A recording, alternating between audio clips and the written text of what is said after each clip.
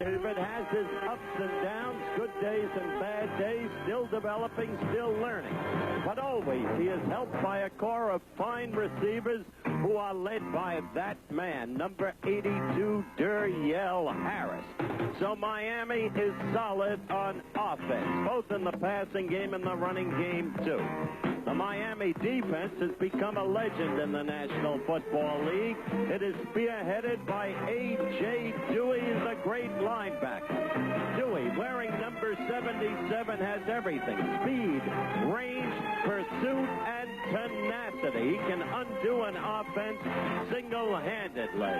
The Los Angeles Raiders, on the other side of the coin, are led by Marcus Allen, the former Heisman Trophy winner from USC.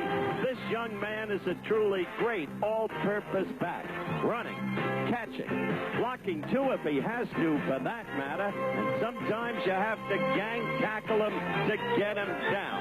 On defense, it's spearheaded by a man who's been playing football for 26 years, number 83, Ted Hendricks. Still great at getting to the passer, forcing the fumble, just as great at blocking the pass. Ted Hendricks goes on forever. Tonight, Dolphins against the Raiders. The Miami Dolphins, led by this man now in his 21st year as a head coach, 14 of Miami, 7 of Baltimore. They have a 2-0 record.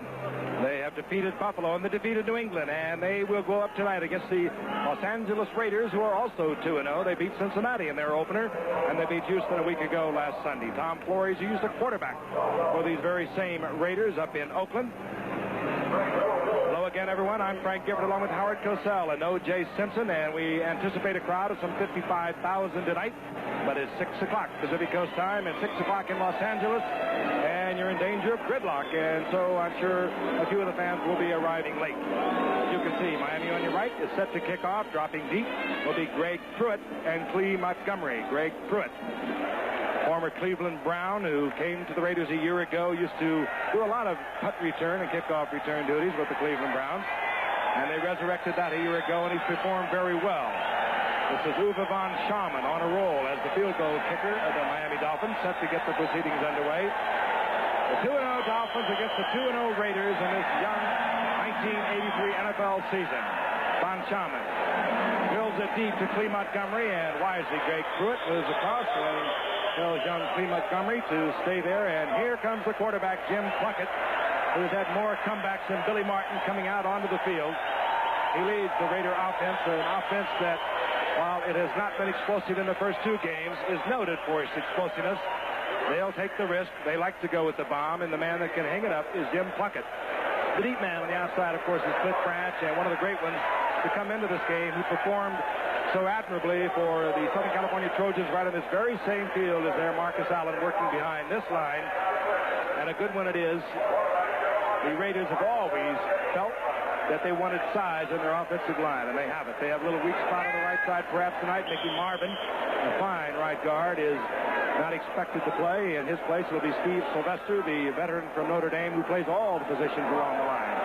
Jim Plunkett brings up the Raiders' first offensive play of the night from the 20-yard line. Kenny King is in there with Marcus Allen, and on 1st and 10, Plunkett goes back and has to dump it off, and he goes to Kenny King. King breaks the tackle and down the sideline over the 25-yard line to the 26-yard line, taken out of bounds by Mark Brown. That's the front 3. Now, the Miami Dolphin defense will change constantly. Doug Betters, Baumauer, Bocamper, familiar names. The man you saw at the top of the show, A.J. Dewey, he moves all over the field, but it's a very disciplined defense, unlike the way the Raiders use Ted Hendricks. The secondary, it's been hurt by the loss of Don McNeil at the left cornerback, and they are hurting at linebacker. Of course, the tragic loss of Larry Gordon in the offseason from a heart attack. And Ernie Roan, the inside linebacker on the right side, is not expected to go tonight. Mark Brown, a rookie to do, is replacing him. 2nd down and 4, Marcus Allen, left side up close to the 1st down near the 30-yard line. The former Heisman Trophy Award winner. Yeah, you notice Marcus on the first play, he got a real nice comeback block for Kenny King. He hit Bob Baumauer, and Bob had to get up a little slow, and I don't think they expected Marcus to be the guy to be the physical one for him today, but the Oakland Raiders' basic game plan in the past against the Miami Dolphins is to try to beat them up. They found in the past that they can get physical with them and take advantage of that later on in the game. Less than a yard to go for the first down for the Raiders. King and Allen. Movement a little bit on the part of Allen. Surge might have got the first down. It will be dependent upon where they mark it. And already Ray Guy is coming back out onto the field. So does Mark Brown, the 9th round draft pick, who's filling in at the right side for the Miami Dolphins. And now Ray Guy takes his troops, the punting unit, with the Raiders back off the field as Marcus Allen over the top got the first down. And you speak of Marcus Allen, it's kind of interesting. Last year he led the NFL in scoring. And that was the first time a non-kicker had led the NFL in scoring since the man in our booth did it back in 1975, O.J. Simpson. And he was the first rookie to do it since Gale Sayers did it back in 65. Just a remarkable athlete, a good receiver, a good runner. Number 32, Marcus Allen, a former high school quarterback, so he will throw the ball. On first down and 10, Plunkett will put it up on top.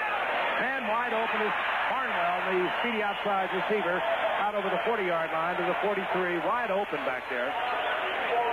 Great speed, Howard, they have on the outside, and those 4 deep men that they've burned with Branch and Muhammad and Barnwell and Williams. They really do have that speed, and tonight viewers will get to see a guy named Dokie Williams, a fine long jumper who is developing into a class act.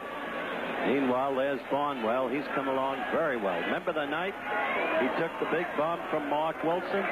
Wilson's first throw, Barnwell's first score. They can fly on the outside. This is Allen. He didn't like what was happening inside, so he breaks it off to the outside. Pursued there by Charlie Bowser at the right outside linebacker position, but Allen was able to get a couple. Give him 3. It'll be 2nd down and 7. Yeah, the Miami Dolphins would be a difficult team to establish a running game on early. The way they play basic on first down, they play the run. The defensive linemen don't really try to penetrate. They try to get their hands on the offensive linemen and just flow through the ball. And they're a pretty tough team to run on early in the game unless you got a passing game going and you're forcing those guys to try to put pressure on the quarterback. Then it's going to be hard to establish a good running game. Bill Arnsparger under Don Shula has done a great job with them. They are very disciplined. They go where they're supposed to go, and they rarely make mistakes. Very difficult to beat as we watch Marcus Allen again, who is the workhorse thus far. Very warm night, very humid, temperature about 85, 87. As Allen gets over midfield, short of the first down by about 3, and they'll mark it near the 49-yard line. Somehow he got about 5 yards out of that, which is the way he runs. He gets more yardage than you think he's getting. Kind of slithers. He's a lot stronger than he appears, and he has excellent balance. 3rd down and 3 now for the Raiders. Barnwell is quick to the right. That's Cliff Branch, the speedy veteran up at the top of the screen. Plunkett run at Branch. Had to settle for the tight end, Todd Christensen, who has another Raider first down near the 40-yard line of the Miami Dolphins. Bob Brzezinski in there on the coverage. Interesting thing about Plunkett, Juice. He's generally speaking a maligned quarterback because he can look terrible. But the Raiders have a fixed policy. They're not even concerned with percentage of receptions. Plunkett is a big play man, and he's proved out in that regard. And somehow he's a winner. That's all that matters. You're right, Howard. Read the defense well. Branch double covered. He knew that Christensen could not be, and he came back to Christensen for the first down. Here's Allen. Slithering move to the inside, and once again, it's going to be Allen for about 5. Down close to the 35-yard line again. Brzezinski on the stop. As I said earlier, you know, the Oakland Raiders, they don't try to do anything fancy against the L.A. Raiders. That's one. Yeah, that's one. We haven't got it. The L.A. Raiders, they don't try to do anything fancy against the Miami Dolphins. Over the years, they've just tried to muscle them. Miami tend to have average-sized defensive linemen. They don't have those 270, 80-pound guys, and they just try to muscle them up front. Drive of about 5 minutes thus far for the Raiders up to the opening kickoff. Fred Hawkins, 27, setback. As the ball goes once again to Allen. Once again, Allen produces. And it looks like another Raider first down inside the 30-yard line, or very close to it. You called him a workhorse, and he certainly is. A most durable athlete. There's Tom Flores, a most durable man. A man who never has been properly publicized. As you look at Allen there, 20 yards and 6 rushes so far. Flores, a man who conquered tuberculosis. Never made a big fuss about it. Quality guy. Much better coach than he's given credit for being, because he works for Davis, who gets the publicity. In inches, as you can see, for the first down. Well, they're doing something interesting right away. They're getting the ball to Marcus Allen. You know, one of Marcus's mild complaints, he hasn't really argued about it, but he felt in the first 2 games he didn't get the ball enough. And a back like him would like to have the ball at least 25 times a game, either running and receiving. In the production meeting, I'll get this in quickly, Frank. You said to Flores, you're giving the ball to Marcus enough? And Marcus said, Flores said, did Marcus ask you to ask me that? As Hawkins over the left side, he'll have a Raider first down, hurdling over Big Charlie Hanna and Bruce Davis on the left side. And the Raiders now have run off over 5-6 minutes, or close to 6 minutes here in the first quarter. Frank Hawkins out of the University of Nevada Reno 3 years ago came up as a bit of a surprise as a 10th round draft pick a couple of years ago, but shouldn't have been because he gained over 5,000 yards in his career. They thought he was too short. Thought he was too slow, and he's been quite a producer for the Raiders. That's number 27, Frank Hawkins. 12th play at this drive near the 28-yard line of the Dolphins. 6 outs. It goes to Allen. He turns it so quickly. Flag is down as Allen is down near the 21. Pops it up. The Dolphins are saying they've got it, and they do have it. Mark Brown made the hit. There was a flag down. And it is going to work against the Raiders, so Miami's going to have the football. Red Passion, the referee tonight. This is a problem with any team at any football level, high school, college, or pro, when you keep grinding it out. Sooner or later, there's usually a mistake, and this was it. Well, that's the way Miami plays defense. Miami defense is geared not to give you the big play. They said if you can drive down the field and score on them, well, you can have it. But they wait for you to make a mistake, and they take the advantage of it. We'll be back in a moment.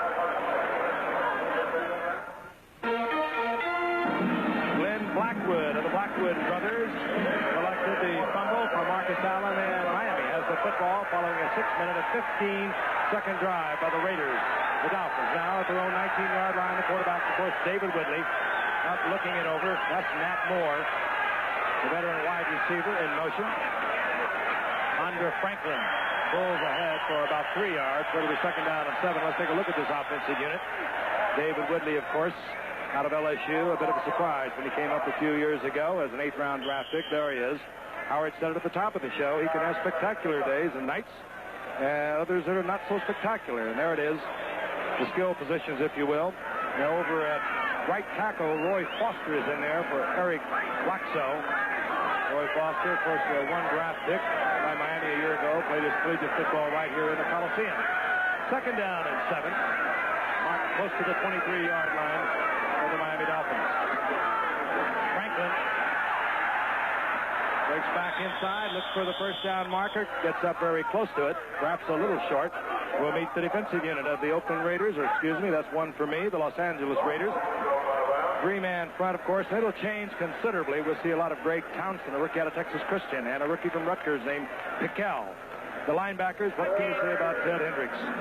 14 years he's played, now in his 15th, and has never missed a game because of an injury. The cornerback, Lester Hayes, a great one, has a sore ankle tonight, but he's out there in the lineup. It's third down and 2, as Franklin moves up close to the 27-yard line. At every level, Hendricks has played for 26 years. Only time he ever missed a game was once in his sophomore year in high school. Incredible physical specimen. He's not in the twilight either. He is still getting it done and done well. Matt Moore motions right. Franklin. The pursuit will collect Franklin. Moving up there was Graham McElroy. But the guy that made that play work for him, stopped rather for him for the Raiders, was Rod Martin. I think he's been a little underpublicized with this Raiders defense. He's been just voted the defensive captain for the team, and he did an excellent job. At this point in time, he is, in fact, the most versatile and most effective of all the linebackers on the team, including the great Hendricks. Greg Pruitt has dropped back close to his 27-yard line. That's out of respect for this man, the rookie out of Iowa, Reggie Roby. He gets his foot in, and he's a big man. He can put it out of the Coliseum, practically. Great kicker. Slow in getting it off. Doesn't turn it over. Doesn't spiral it. Short kick. Fair catch called for and made by Greg Pruitt up at the 38-yard line. And Jim Plunkett will rally the troops and take them back for their second offensive set. We have 7:46 in the first quarter and no score from Los Angeles. record, the Raiders dominating the Dolphins. These teams don't care for one another. That's been evident through the years. But the leaders of the team, Schuler and Al Davis, have maximum respect for each other as football men. Raiders, second possession, first down at their own 38-yard line. Plunkett rolling out right, looking for a receiver. Deep is Barnwell, and Barnwell had moved behind Brzezinski in front of William Judson. He was wide open. First down. Raiders at the 42-yard line of Miami. A 21-yard pickup, and again, a good move by Barnwell to work into that open area. Well, what Barnwell is doing, you know, the Oakland receivers are probably the fastest in the league. Miami's defensive, Los Angeles, Miami's defensive philosophy is not to give them a deep one, so they're just giving them a cushion right now, and Barnwell is just running a 17-yard out, 17-yard in, and he's wide open. Working against William Judson, a backup safety a year ago until Don McNeil was hurt. First down and 10. Plunkett. Looking deep for the corner. Cliff Branch was there. Cliff Branch working against Gerald Small. Almost came back to get it. Cliff Branch did what a great veteran receiver will do. He looked at the ball, and he came back on it. Yeah, Gerald Small had pretty good position. Certainly did, but look at Cliff right there, coming back on it, leaping for it, just over his reach. He could have had that ball if he were as tall as the Juice. 12 years. I would have made you a wide receiver. 12 years for Branch. 1 out of every 7 passes he catches has been for a touchdown. He still has the speed. We have a second down and 10. Inside the 42-yard line, Plunkett back again, scrambling. And Plunkett down to the 35-yard line where he's pounded there by Kim Bokamper. Speaking of a great veteran talent, Johnny Mathis was here to do the national anthem honors. This man just rolls on and on. He sure does. Remember when he did Help Me Make It Through the Night? He was a fine high jumper, long jumper from Washington High School. He was Bill Russell's guest with us at the Munich Olympics. Remember? Frank had a great time during the games. Third down and 4. Until tragedy struck us all down. Raiders inside the 35-yard line. Marcus Allen reads it so quickly. He saw it was closed inside, broke it to the outside, gets the first down in the arms of William Judson. Well, thus far, both teams' game plans have been working. The Raiders said they were going to come out here. They knew they outweighed the Dolphins, and they were just going to try to wear them down. What they're doing now is running basic drive plays on them and let Marcus pick their hold. And in the first drive, they moved the ball right down the field. And the Raiders, the Dolphins' philosophy, let them have a short one, will take advantage when they made a mistake, and they did. And the game is going according to plan. Allen, 8 carries, has picked up his number, 32 yards. The 31-yard line. Allen once again finding running room over the right side behind the block of Steve Sylvester and Henry Lawrence. They're really moving out that Miami defensive line in the very manner that Frank touched on earlier. Raider teams habitually do not have pulling running guards. You don't see the old Lombardi type of sweep in the Raiders offense, only very occasionally. Instead, they want those big men who can pass, block, and who drive straight ahead. And they're big ones, too. They all go around 270. Allen got 4 yards, second down and 6. Kenny King breaks it back, and he'll have another first down inside the 20-yard line near the 18. Just as we said, Frank. They're just blowing out the front three of the defensive line of Miami. Let's take a look at it again. Just surging ahead. The basic play, they hand it to the fullback and tell him to pick whatever hole is open. You see him cut back, they're blowing him off the line of scrimmage, and what's going to happen is those two Blackwood brothers playing safety, both Glenn and Lala, are going to have to come up to help stop those runs, and that's when that Oakland Raider big play offense will come to be. First down and 10. The Raiders on another drive. Kenny King, left side, and King this time held to a couple of yards as he gets close to the 16-yard line. It'll be second down and 8. Big Ted Hendricks. You look great, guy. A little gray in his hair there, huh? Not getting any older. You know the man played quarterback in high school and grade school, Frank? I think he can play anything he wants to play. Yeah, I've been out of the game almost 4 years now, and I played against Ted on this very field. He was the mad stork from Miami. And he was an old man then. Second down and 8. At the 16-yard line. There is no score. 3:39 and the clock is moving in the first quarter. Plunkett either missed the handoff to King and reacted quickly to get it to Allen, or that was a set play. I'd rather think that he missed the handoff. It looked like Hauser made the stop. It'll bring up a third down and considerable yardage for the first down of 4 yards. It'll put Plunkett into the passing situation. Yeah, I think Plunkett had a little problem turning around there. It looked like he expected them to run the other way, and he just didn't get turned around and get the handoff off. Still, they gained yardage. At the 13-yard line, Plunkett now in the pass situation. He puts Barnwell out to the left, as well as Cliff Branch. They're up there. Branch is in the slot. Barnwell up at the top of your screen.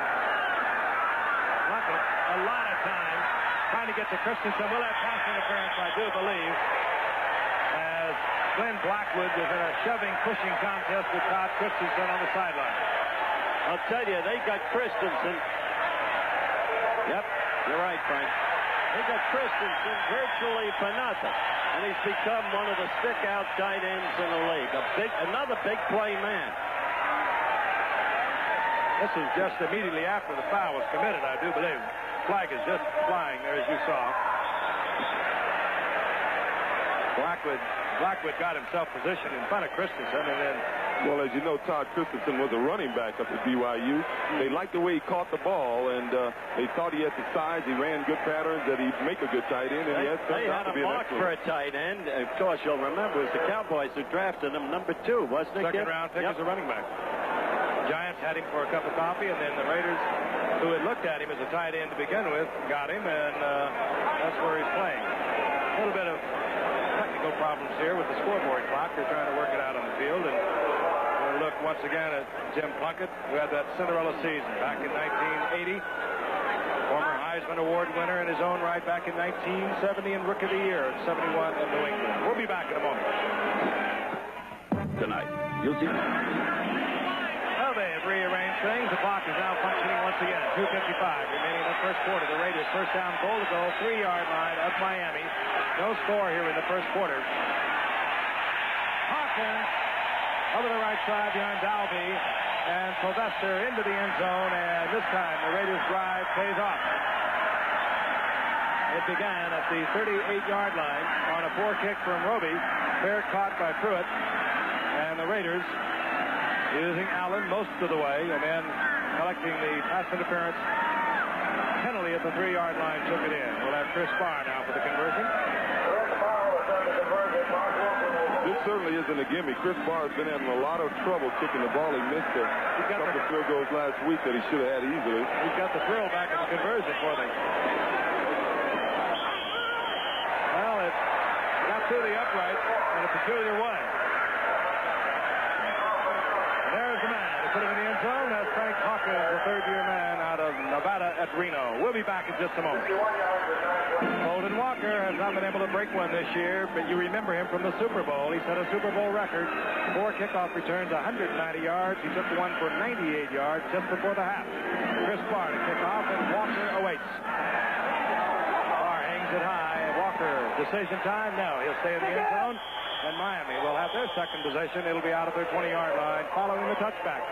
And David Whitley trots onto the field as the light begins to fade here in Los Angeles in the early evening with 2:45 remaining in the first quarter. We'll be back at the Coliseum right after this. Los Angeles Memorial Coliseum, where if Howard would have played his college football here, we would have all played there, O.J. Right. It's seen many a great football game, both UCLA, SC, the Rams, L.A. Dons over the years. It's pretty good in 1932. And now the Dolphins, their second possession. Nathan struggled for a couple. Defensively, Howie Long was there. Well, this certainly isn't unusual. As I said, the L.A. Raiders, that's 4, Juice. The L.A. Raiders, they try to intimidate people. That's the way they play ball. As I said earlier, they felt that they historically have been able to handle the Miami Dolphins. They've beat them up in the past. They felt they've gotten physical with them, and it's paid off later on in the football game. And I really had expected to see a few aggressive penalties on the Raiders' part. Roughing the passer, unnecessary roughness. We've got 4 Oaklands out already. We're in the first quarter. Second down and 8. Woody Bennett is in there for Franklin as Whitley's back. He has the time. The flag is down. We'll get a holding call, I think. Harry Loxo over on the right side. There is a holding call, and it's going to work against the Dolphins. I thought it was Tooch. I may be wrong. Could be. Whoever was trying to keep Howie Long. That's the point. Howie Long had their hands full. Most of you will remember Howie Long's the last man out of Villanova, personally scouted by Tom Flores. He is simply a terrific ball player. And the Dolphins will be backed up. Here's Red Cashin with the word. Holding number 61 of the offense. Will still be second down. That's Roy Foster, young Roy Foster, who is in there tonight for Loxo, working against Howie Long. Foster had a great All-American career here at USC, making his first start. Well, he may have a long night, Frank, against Long. Yeah, he'll learn quickly. He's a big man. He's 6'4", about 270. Second down and 20. Whitley out of the shotgun. That means that Dwight Stevenson will move over to guard. Jason Kutzenberg and Mark Dennert comes in to do the snapping for the Dolphins. Whitley had his offensive line pushed right back into him as we watch Duriel Harris come down out of the 22-yard line, where it'll be second down and about 8. Interesting to see Harris back in the lineup. He was beset by personal problems which do not tastefully warrant description on the air, and jumped the team, but only briefly, endured a fine, and is back. And one thing about it, problems or no, this is a great receiver. Personal problems, but he missed a couple of, a couple of meetings, and if not, I think John Tula lost Jimmy Cepolo and Tommy Vigorito for the season. There might have been further action against Duriel Harris. This is third down, not second down. Whitley puts it up for Harris, and Harris comes down, makes the reception. He's in the arm of brother Mark Clayton. That's that rookie from Louisville. We watched at Washington in an exhibition game. He was in the arms of Ted Watts, and he did not have to come down in bounds if he didn't, because Watts was wrestling him out of bounds. We spotted Clayton in that preseason game that Frank mentioned when Miami clobbered Washington 38-7. This kid from Louisville is a comer. Again, followed the football, underthrown, came back on it. And a young one. Well, you see a little problem that Ted Watts has been having. He's been getting beat often when he had the guy covered. He had the guy covered pretty well, but he doesn't have good instinct for the ball. He doesn't watch the ball by flight. He doesn't need the receiver well enough to know when the ball is there. Out of time, he's relatively young. Ted Watts at the right corner for the Raiders. First down, 47-yard line of the Raiders. Matt Moore in motion. Franklin follows Ed Newman, who gave him a good block. This brings him for about 6 yards. What's interesting, Juice, is, and we'll probably notice it during the course of the game, they're staying away from Lester Hayes. He didn't have the greatest year a year ago, not for the kind of talent Lester has, but he's back where he belongs, and he is very, very respected. Of course, Nat Moore will be working over there most of the evening. We mentioned Jimmy Cepolo and Tommy Vigorito gone for the season, both with knee injuries. Nat Moore out of the doghouse, if you will. He had 3 fine receptions last week. Key reception for 42 yards. There he is, top of your screen, former All-Pro, who hasn't seen much action the past couple of years. Franklin, Syracuse on the right side, looking for a first down yardage, and he'll be perhaps a yard short. Under Franklin, he came up, they thought they had themselves a good blocking fullback, and he has turned into one of the finer running backs in the league. Well, Carl Tasev, I mentioned this in that preseason game, deserves all the credit for that.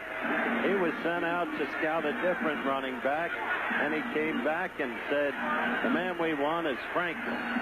I'm sure when they brought Franklin in, they brought him in to be a blocker, because he blocked Ryan, Rick Stearns, and Jarvis Redwine at Nebraska, did an excellent job. Third down, less than 1. The ball at the 38-yard line of the Raiders. The Raiders on top, 7-0. Tony Nathan gets it easy to the 35-yard line. Tony Nathan, a very versatile back. Good receiver coming out of the backfield. Surprising with Franklin in there to get the call on the short yardage, but he did. Got a tender hamstring. May have to play it a bit gingerly tonight, but showed no evidence on that play. Well, what they did when they brought Franklin in, they brought him in to be a blocker for Nathan. And Nathan got hurt last year, and they had to run Franklin a little more, and they found out they had one of the finer fullbacks in the game. David Woodley with your man. LSU looks it over. Hendricks, he will not maybe get credit for the sack, but he was the reason for the sack. He went high in the air. Woodley had no chance to deliver the ball. And the loss will be back to the 42-yard line. He is still so great at the tease of the program. We showed him, and I said he is still great at getting to the passer, forcing the fumble, though not called such here. Still great at blocking the pass. The only place he's lost it a little bit because of the years past is dropping back against the pass. Dan Johnson, the second-year tight end from Iowa State from Miami, was supposed to block Hendricks. He got a lesson. He didn't even touch him. We'll be back. The Goodyear blimp Columbia soaring around over the Los Angeles Memorial Coliseum. Captain Corky Ballinger is up there, along with Harriet Ewell, our camera person, on a night when you could literally cut the air here in Los Angeles. If you like your air where you can see it, they had that kind of a day today. Tropical storm, or I guess they call it Pacific storm out here. Manuel is somewhere off the Mexico coast, sending a lot of clouds into the area. They're anticipating rains later on this evening and probably tomorrow. But it's a warm, humid night. The Dolphins have a second down and 18. Flags are everywhere. Harris between two Raider defenders, but flags are down back where the offensive line was trying to protect Woodley, and you saw the preliminary call holding once again. Raiders come at you in so many different ways. They change personnel. They move Ted Hendricks all over the line. They say he comes from about 7 or 8 different positions.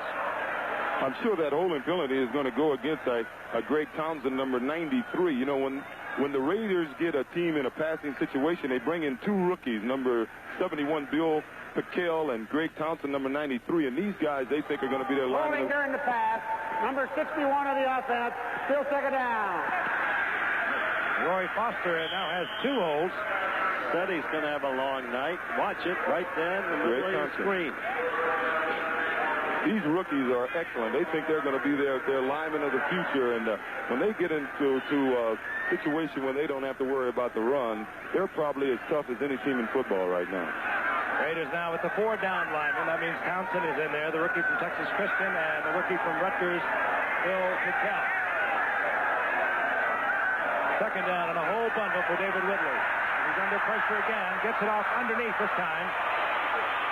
And Nat Moore works his way inside the 40-yard line, where it'll be third down and about 13 for David Woodley.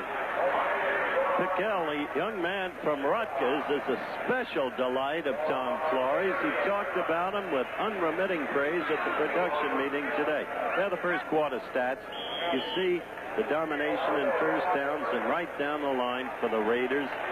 They did have an early turnover. Miami couldn't capitalize, couldn't even follow up with a first down. Had to kick back, and then the Raiders marched downfield again and capitalized. Woodley once again in the passing situation. Third down, long 13. The ball just inside the 39-yard line. Miami down 7-0. Both teams 2-0 on the season. Again, the pressure. The offensive line back in Woodley's face, but he's agile, moves around, look for receiver, picks off. It was Jim Davis, a nickelback, a 5th-round draft pick out of Southern University, makes the turnover.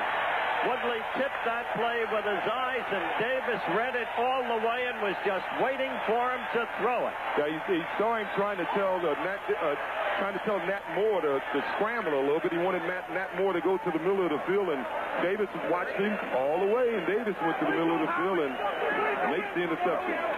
Nat Moore being the all-pro, the former pro he's been, made the tackle. Howie Long chasing Woodley out of the pocket, and the Raiders have the ball back at their own 36-yard line. They can. Jim Davis with the interception. for the Raiders.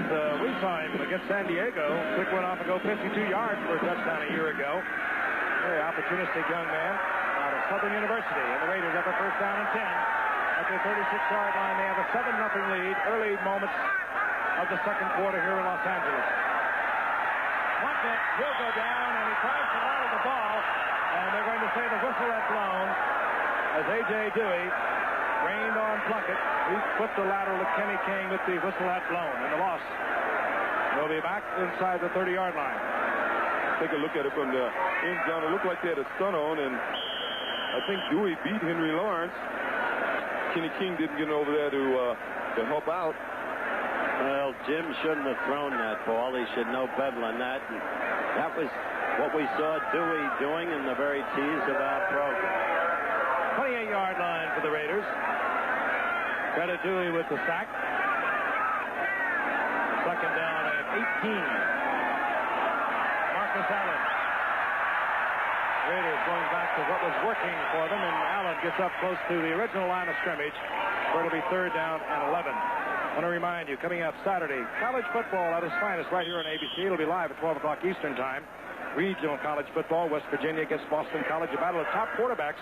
Jeff Hofstetler leads the Mountaineers against Doug Flutie and the undefeated Boston College Eagles. Illinois against Michigan State. Texas Tech against Baylor. Virginia against North Carolina State. Tennessee State versus Florida A&M. Check your local listings for the game in your area.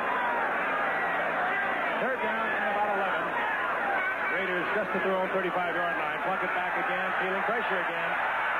And down goes Plunkett, and he could get called for throwing that one away, but they do not throw the flag. He had a black-shirted Raider apparently in his sights. And that'll bring up fourth down, and we'll see the punting unit and Ray Guy, who has been troubled the past couple of years with a bad back, but he is seemingly all right now. He'll do the punting. He's done it so well ever since he was a first-round pick in '73. Mark Clayton is deep. What a good augury in that series for the Dolphins. Twice they got to Jim Plunkett. And they did it with the blitz. Ray Guy, first-round pick in '73 out of Southern Mississippi. Fell off last year, but they say he's back. This time it's not a good kick. And this is Clayton. And Clayton's fine run back. Gets up close to the 40-yard line. Jack Spyrick made the stop for the Raiders, but it'll be first down and 10. Good field position for Miami. They trail by 7. 12:05 remaining in the first half. The Dolphins with the best defensive showing in the early going. Get the football back at their own 39-yard line. And David Whitley now has David Overstreet, a rookie first-round draft pick. A couple of years ago in 1981, went up to Canada. Played up there a couple of years. He's in there now, number 20, along with Andre Franklin. This is Overstreet. Left side, good defensive play. Gain of 1. It'll be second down to 9. Rod Martin was there. I guess most of you know, even in this early going this year, about Overstreet, a #1 draft choice by the Dolphins, who elected to go to Canada. Proved a fumbler up there. The problem seems to persist in the National Football League for him. And frankly, while Shula is sticking with him, he's been a disappointment to Don thus far. Well, it seems to be a rash of it this year. Overstreet was a fumbler. He also led the league in rushing. Second and 9. Whitley under a lot of pressure, and he gets it out to Woody Bennett. Actually, that ball was deflected. Very fortunate. But at least they're doing something that they're going to have to do. They aren't going to be able to throw the bomb against the Raiders, and I don't think they're going to be able to run consistently against them, and they're going to have to try to hit their backs coming out of the backfield on intermediate pass routes. That was Bob Nelson, who came in on Woodley, and now you'll see Millen, the big lineman, basically, is what he was at Penn State. A little late getting back to Woody Bennett, but Millen, I'll tell you, is one of the finest linebackers in football today against the run. Yeah, so is Bob Nelson. That's why they're going to have to take advantage of the size and lack of mobility of the Raiders' 2 inside backers and throw to their back. Third down and 3. Play action by Woodley, trying to get it on his own. He will not do so. He went the wrong way. If you're going to run that play, don't run it against Ted Hendricks. Exactly so. Reaches out those long arms that extend from a 6'7" frame, and Woodley had no chance. It'll be fourth down, Miami. They build up linebackers year in and year out, and certainly we've seen two great young ones in the past 2 years come up in Lawrence Taylor and Hugh Green. But give me a guy who shows the kind of durability of Ted Hendricks before you attach greatness to a player. Yeah. We can mention a lot of them, but we don't want to forget Chip Banks either the other night. That's right. Roby now with the big foot. Greg Pruitt, a lot of respect, back at the 10-yard line.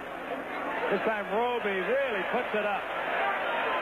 Pruitt didn't even give it a second thought. He called for the fair catch while the ball was still rising at the 13-yard line, and that's where the Raiders will begin their possession with 10:03 remaining in the first half. This is Jim Plunkett, of course, looking on. Yeah, she's going through a lot, you know. Boy, I'll tell you, it's tough to be the wife of the quarterback, isn't it? Got to be proud of him now. This preseason, he really took a lot of heat here in L.A. Jerry Plunkett is watch the ups and downs that go with the game of pro football. Marcus Allen over the right side gets about 3 yards out over the 15-yard line. You saw something happen there. I saw they've had a couple of real problems on handoffs, and that time Plunkett was a little late getting there. As you can see, L.A. a little smoggy there, I think. Frank, this is the way you remembered it, huh? That's what a night. They call it fog out here. There's the good old campus of USC right in your lower part of your screen coming in the picture right before we get to the Coliseum.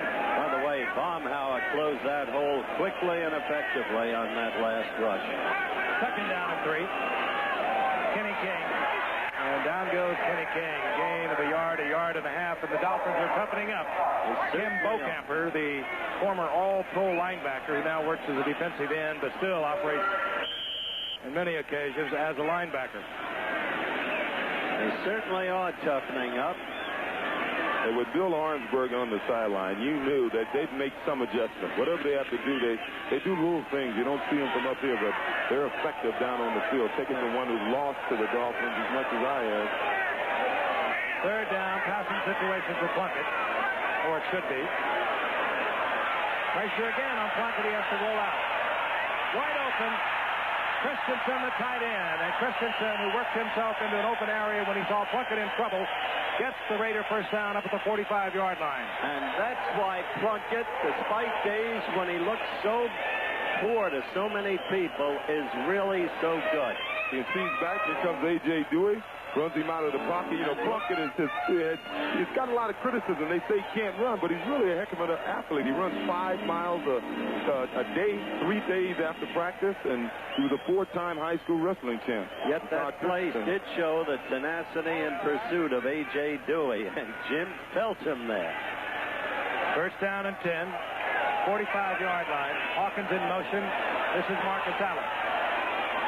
Allen pecking and looking along the line of scrimmage. He'll get a couple. It'll be second down and 8. Well, you saw the problem that the Raiders had. They're not geared to run outside. Marcus really ran into one of his guards just then. He was just a little slow getting out there, and they're just not a good outside running football team. They picked up Don Hasselback, who I always thought when he was with New England was an excellent tight end for blocking. He blocks well on the outside, so I think once they activate him and get him in the game, he may assist them of getting outside a little better than they do now. He is activated. We may see him tonight. In the meantime, Shelby Jordan will be activated tomorrow.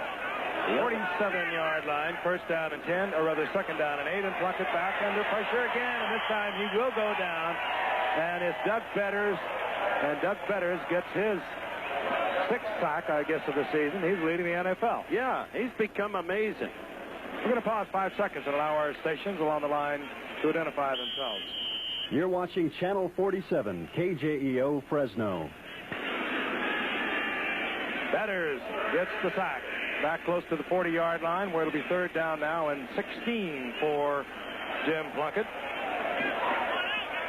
The Raiders moved up and down the field almost at will in the first quarter, and the first going here in the second quarter. The Dolphins have begun to toughen. The Raiders on top, 7-0. Hawkins going in from 3 yards out. Plunkett again, pressure. And they blow the whistle dead once again as Plunkett dumps it off to Hawkins, but the sack will stand back inside the 35-yard line. This time it was Bob Baumhauer. And the length of time the Raiders' offensive line was on the field, I think in the heat and the humidity of the evening is beginning to tell on them a little bit. Dolphins, of course, as we look at Mark Clayton, the rookie from Louisville, the Dolphins train in exactly this kind of weather down in Miami. Hot and humid.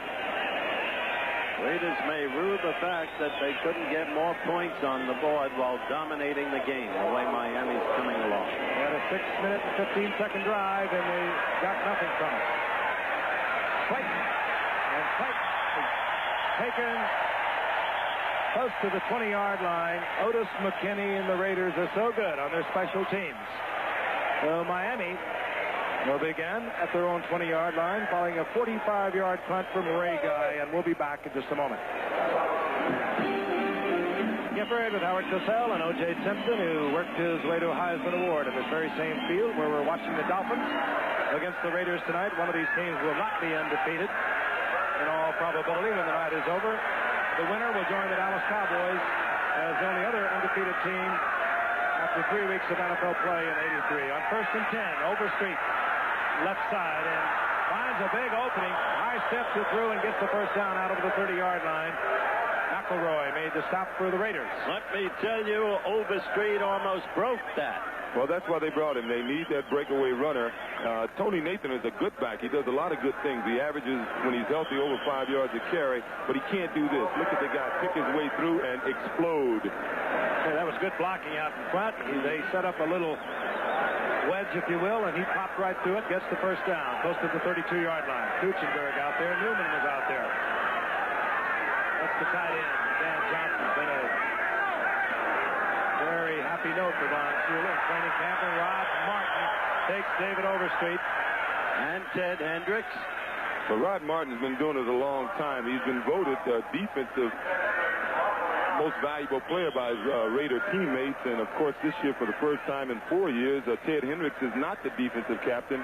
His teammates chose Rod Martin as their defensive captain. So that shows the respect that they have of his play. Rod Martin, been around a while. Raiders cut him, as a matter of fact, back in '77. Went to the 49ers. They cut him. Raiders picked him up again, and he's been a starter now for years. There was a loss of a yard. There was 2nd down and long for Whitley. Whitley, timing pass for Nat Moore, and Nat Moore comes down with it. Working behind Lester Hayes, whom we told you earlier has a very sore ankle, but that was thrown beautifully by Whitley. He just laid it up and let Nat Moore run under it. They say just lay it up about 2 yards from the sideline. It's a play you see a lot on the goal line. And it's really not much of a pattern. That's taking advantage of that one-on-one coverage. There is almost no way to defend this pass, especially if you get beat at the line like that. And especially if it's that well thrown. Hendricks on the pass rush. This time they picked him up pretty good, but he still is right in the face of David Whitley, as he is giving Roy Foster a lesson tonight. 40-yard line is the first down. Overstreet, and Overstreet finds another little gap. Now the Miami Dolphins are asserting themselves offensively. They really are. As I said, all that time, the Raiders had the ball. They're going to rue the fact they didn't capitalize more than they did. Just one score. 3:32 remaining in the first half. Raiders still on top, 7-0. Good defensive battle. It's kind of nice to see it. We've been watching a lot of people move up and down the football field in the 4 games that we've done in the past 2 weeks. We've got 2 tough defensive teams playing here tonight. Franklin breaks to the outside. He'll get the first down and much more as Franklin barrels inside the 25 to the 22-yard line. First down, Miami. McElroy again on the stop. You saw a great all-pro, Bob Kuchenberg, come out and put a great block on another great all-pro, Ted Hendricks. Looked like the Green Bay sweep. Number 67 on the right side of your screen. You see him comes out and just takes Hendricks right out of the play. Beautiful block by a 15-year pro. He really is. He's been around. He's been at the Pro Bowl as a guard and a tackle, and he still gets it done. That was 13 years of NFL experience going up against one another. 30 years. 22-yard line. First down, the Dolphins trailing by 7. Inside 3 minutes as Franklin is pounded at the 20-yard line. He'll gain about a yard and a half. That, of course, was Matt Millen, whom we've talked about, right in there, together with Martin. What a fast half. We're coming to the 2-minute warning. Both teams with 3 timeouts. Franklin will move to the sideline, and we will not have another play before the 2-minute warning. And there it is. 2 minutes remaining to be played in the first half, in a half that really was all the Raiders in the early going, and now the situation is changing. The Dolphins taking control. We'll be back to see if they can get in.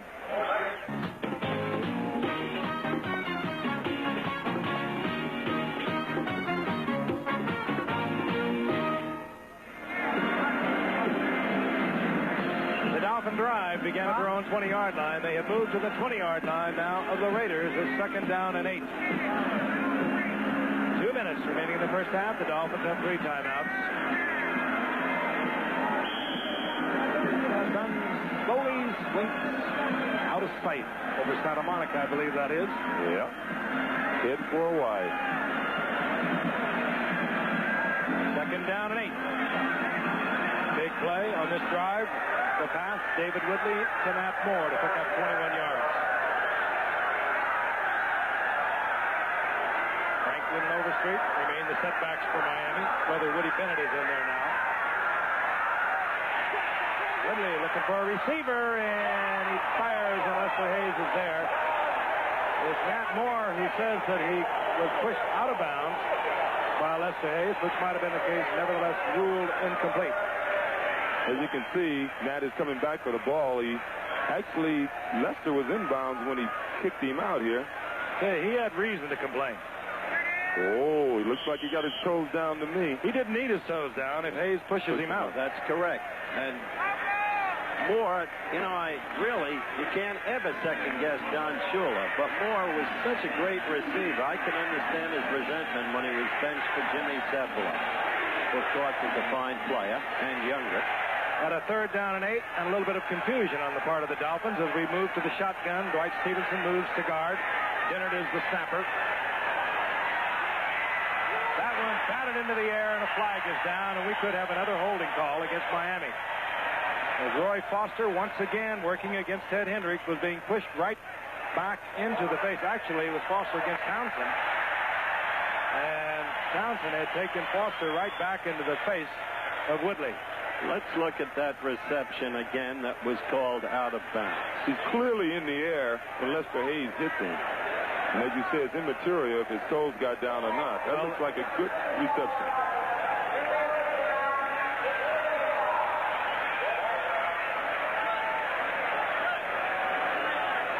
Fourth down. Looks like they declined the penalty and forced him to go for the field goal. That will bring out Uwe von Schaumann. And von Schaumann has had 6 consecutive field goals thus far this season. He is 11 straight going back to last year. 15 to 20 a year ago.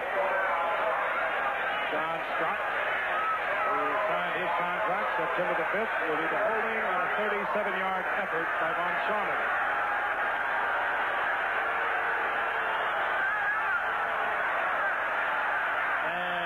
Good decision on the part of the Raiders as von Schaumann misses for the first time in 12 attempts.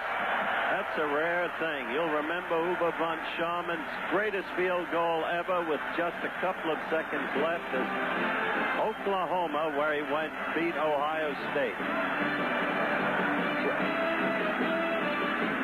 So it remains 7-0, and we'll be back with more action. But right now, this message from the National Football League.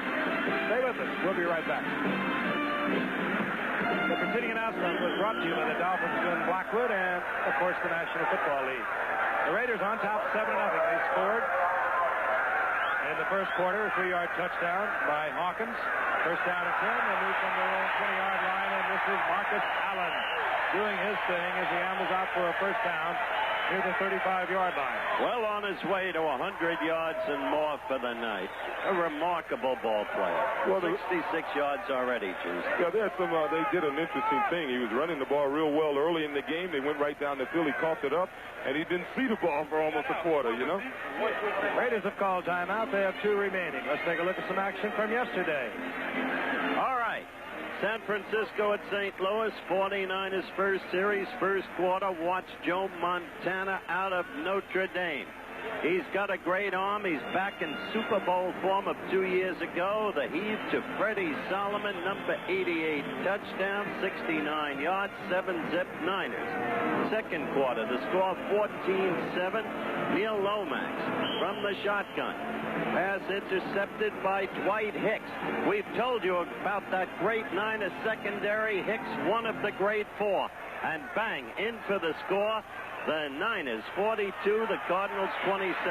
First down and 10. Plunkett fires incomplete over the middle, looking out there to Cliff Branch. And it'll bring up third down and 10. Raiders stopping the clock will be in completion with 1:30 remaining in the half. They have 2 timeouts remaining. The Dolphins have 3. Actually, at 2nd and 10, Marcus made a real nice run to play before that and got the first down. This is where the Raiders really need to get something going now. They had 2 good drives. They should have had more than 7 points. They can go ahead at least 10-0. I think they'll feel comfortable coming out up 10-0. I guess anybody would, but the Raiders with their defense will feel particularly comfortable. They go with 3 wide receivers. Calvin Muhammad is in there. 1 step back, and Bocamper spins off Plunkett. Plunkett gets it somehow to Christensen, and he gets the first down. That was incredible. 47-yard line. A great effort by Plunkett to get away from Bocamper, and then a remarkable catch by Todd Christensen, literally in the arms of a Miami defender, and quickly the Raiders stop the clock with 1:15 remaining in the half. That's Bocamper missing. And somehow Christensen came away with it.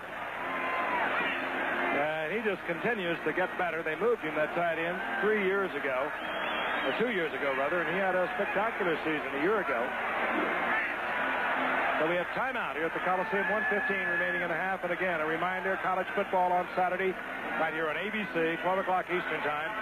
West Virginia against Boston College. Pair of really good quarterbacks in that one. Hofstadter leading the Mountaineers against Doug Flutie, little guy up at Boston College, but he's had a remarkable career. Illinois against Michigan State. Michigan State coming off their upset victory over Notre Dame. Texas Tech goes against Baylor. Virginia against North Carolina State. Tennessee State against Florida A&M. College football at its finest here on ABC. So you're listening to the game in your area. I'm glad you mentioned Doug Flutie of Boston College, one of the most remarkable athletes around. A reminder of Davey O'Brien and Eddie LeBaron, both of whom go back to your time, Giff. Well, they're a little ahead of me. Hope he's all right. He had a little concussion last Saturday. The Raiders have 1 timeout, 1:15 in the half. They have a 7-0 lead. The ball inside the 47-yard line of the Dolphins. Dolphins' only serious threat was a missed 37-yard field goal by Vaughn Schaumburg. Flag is down. That should draw a hold against the Raiders. Usually when your quarterback is rambling around back there, the angles change for the blocking offensive linemen, and as they feel the pressure release, they can't help but grab. And it is against the Raiders. But it's interesting he threw that ball to Todd Christensen. A few weeks ago we were talking about Joe Montana. Whenever he gets in trouble, he looks for Dwight Clark. This is 3 times tonight we've seen Plunkett in a lot of trouble, and he came out throwing the ball to Todd Christensen. There's the mark-off. And the time he got away from Bocamper. Illegal block. Number 79 of the offense. Still first down. Time he got away from Bocamper, he really rifled the ball to Christensen. That's Bruce Davis working against 58 Bocamper. There's about 40 pounds on Bocamper. What's an illegal block? I guess shoving him out of the peristyle end of the Coliseum. Yeah, from the back. I guess that could be deemed illegal. 44-yard line, the loss all the way back. That's the time remaining in the half. On first down and 20, Plunkett back again. Screen to Marcus Allen with no man in front of him. He was just a checkoff man. It was not a set screen, but he gets back close to the 46-yard line where it will be third down and again long for Plunkett. They're going to have to get in close for Chris Barr. He doesn't register for distance, as we've told you. Actually used to. He topped the AFC a couple of years, but he just doesn't have that distance anymore. There's Lester Hayes. Lester the molester. What, did he have a year in 1980? Double-digit interceptions. Lester had that speech impediment. He got better, and he stopped working on it, and he's almost back to where he was a couple of years ago. Second down and 9. Simpson has the first down. Hook slide down close to the 30-yard line. Now you viewers can understand while Plunkett may not be the most graceful quarterback in football, he makes the big plays. Hurry up offense for the Raiders. They have one timeout remaining. Inside 40 seconds remaining in the half. Plunkett and his intended receiver, Cliff Branch, slipped, and he was overthrown. Notice they now have other receivers, though, during the course of a game that they go to more than Cliff Branch. Where Cliff was once the key receiver, that's no longer true. Calvin Muhammad is in there, working with Malcolm Barnwell and Cliff Branch. All great speed. They have 4 wide receivers that all will make a great relay team because they've all run 9.400s. Cliff Branch having run a 9.300 earlier in his career. Second down and 9. Plunkett, Cliff Branch, first down inside the 15-yard line in the arms of William Judson. One timeout now remaining, and Plunkett will use it. And he'll move over. Decision time for Tom Flores. More action from yesterday. Okay, Atlanta against Detroit. Second quarter, 3-0 Atlanta. Bartkowski back, throwing deep for Alfred Jackson. And he goes in for the touchdown. 10-0 Atlanta. The next Falcon series, Bartkowski again looking for 86, the tight end, Ben Young, and hitting him for 11 yards, touchdown, 17-0 Atlanta. And in the next Falcon series, Bartkowski finds again Alfred Jackson, makes a spectacular catch. Watch it right there. And a touchdown, and Atlanta breezed to a 30-14 victory over the Lions. Throughout most of this second half, Jim Plunkett has been under tremendous pressure. He's moved out of the pocket well. He's 9 of 12, 136 yards. And the biggest completion a moment ago to Cliff Branch to get inside the 15-yard line. 18 seconds on the clock. The Raiders on top, 7-0. They have no more timeouts. And we could look for Plunkett to be very careful with it. He might try to go into the end zone looking for the touch, but he'll be very careful to avoid the interception. They'd like to add to their 7 points. Bocamper on the pressure. And Cliff Branch was there. Plunkett saw that he was covered. Out of the end zone, incomplete. Interesting. 3 times in a row, he went to Cliff. He caught him with the big one for the first down. That gives them field goal position. But time still for another shot at this TD. I think the thing they better look out for is A.J. Dewey. Them, they get in there and sack them. They won't have time to get the field goal team on the field or run a play to throw the ball out of bounds and stop the clock. All that's going through Plunkett's head, though, I'm quite sure. He feels the pressure. He's going to get rid of it. Avoid the interception. Killing the clock. Just to make sure. Todd Christensen. Christensen's having some night, and so is that man, the quarterback, Jim Plunkett. Somehow Christensen got single coverage with William Judson, and it was history. He was wide open, and Plunkett was right on target. Let's take a look at it from the end zone. You look on the left side of your screen, you'll see Christensen. He looked like he just ran a banana pattern almost. You know, he just bowed out and bowed right over the middle, and Plunkett looked for him, his favorite receiver, and put the ball right on the money. Dolphins have their work cut out for them. You have to give Plunkett credit. In the preseason, not only was the press on his case, all his teammates were thinking that Mr. Wilson should have been the quarterback, and since the season started, I don't think I've ever seen him play 3 better games. Here's Chris Barr. And has he been having problems?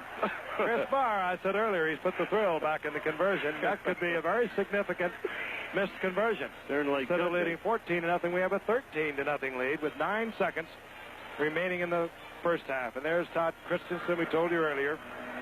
Came up a second-round draft pick with the Dallas Cowboys. They kept him around for quite a while. They had a bunch of good running backs.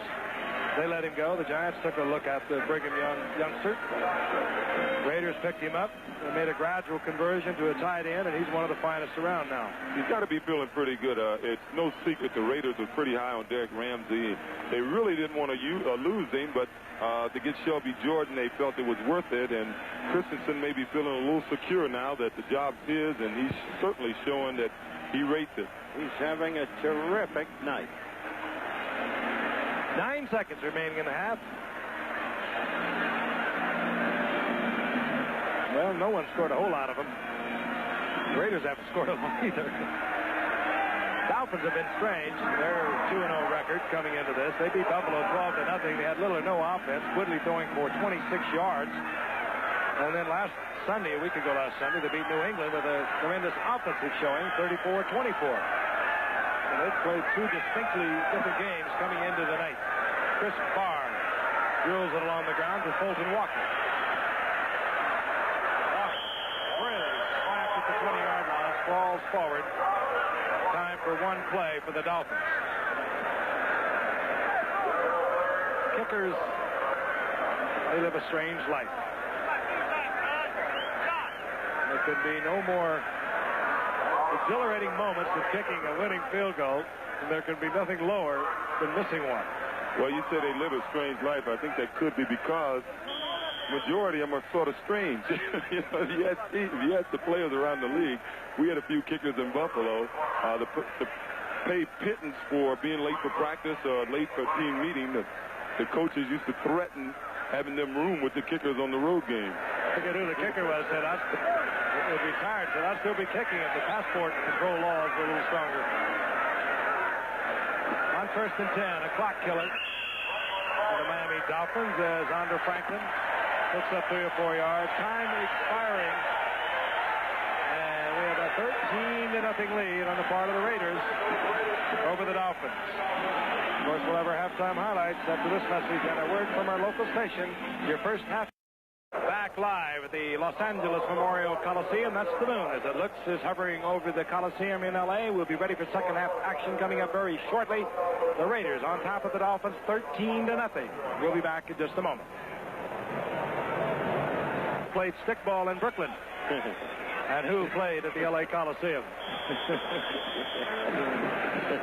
Saturday, coming up here on ABC, we, of course, have NCAA college football regional coverage, so check the listing for the game in your area. Then we'll have the North American Boxing Championship, 4 o'clock Eastern Time, 3 o'clock Central, 1 o'clock Pacific. Boxers from 7 North American countries participating. Champions crowned in 12 Olympic weight classes, as well as a team title. The tournament will serve as a qualifying event for the North American team for the upcoming World Cup Boxing Championships. And ABC's Wide World of Sports, 5 o'clock Eastern, 4 o'clock Central. The WBA World Junior Welterweight Championship, Aaron Pryor against Alexis Arguello. The great 3-time world champion Arguello in his last fight. The conclusive rematch of their 1982 Fight of the Year. And then we'll have a live report, if they're sailing that is, on the America's Cup. And America's Liberty leading Australia 2 races to 1 at the moment. And we'll also have the U.S. Weightlifting Championships from Seekonk, Massachusetts. All here on ABC. Coming up Saturday, beginning with NCAA college football, 12 o'clock Eastern Time. The numbers for our quarterbacks thus far. And, of course, a big touchdown coming right at the end of the half after an interception by Jim Davis of the Raiders. It was Plunkett to Todd Christensen to make it 13-0. Fulton Walker is deep, awaiting the kick of the Raiders. Chris Barr. Walker, he'll bring this one out from 3 yards deep.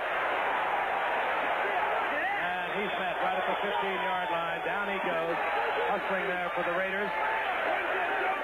It was Derek Simpson and Dokie Williams getting down. Dokie Williams played his college football right here for UCLA. All right, the first quarter stats, Gifford. As you can see, the Raiders dominating right down the line and exclusively almost controlling the football.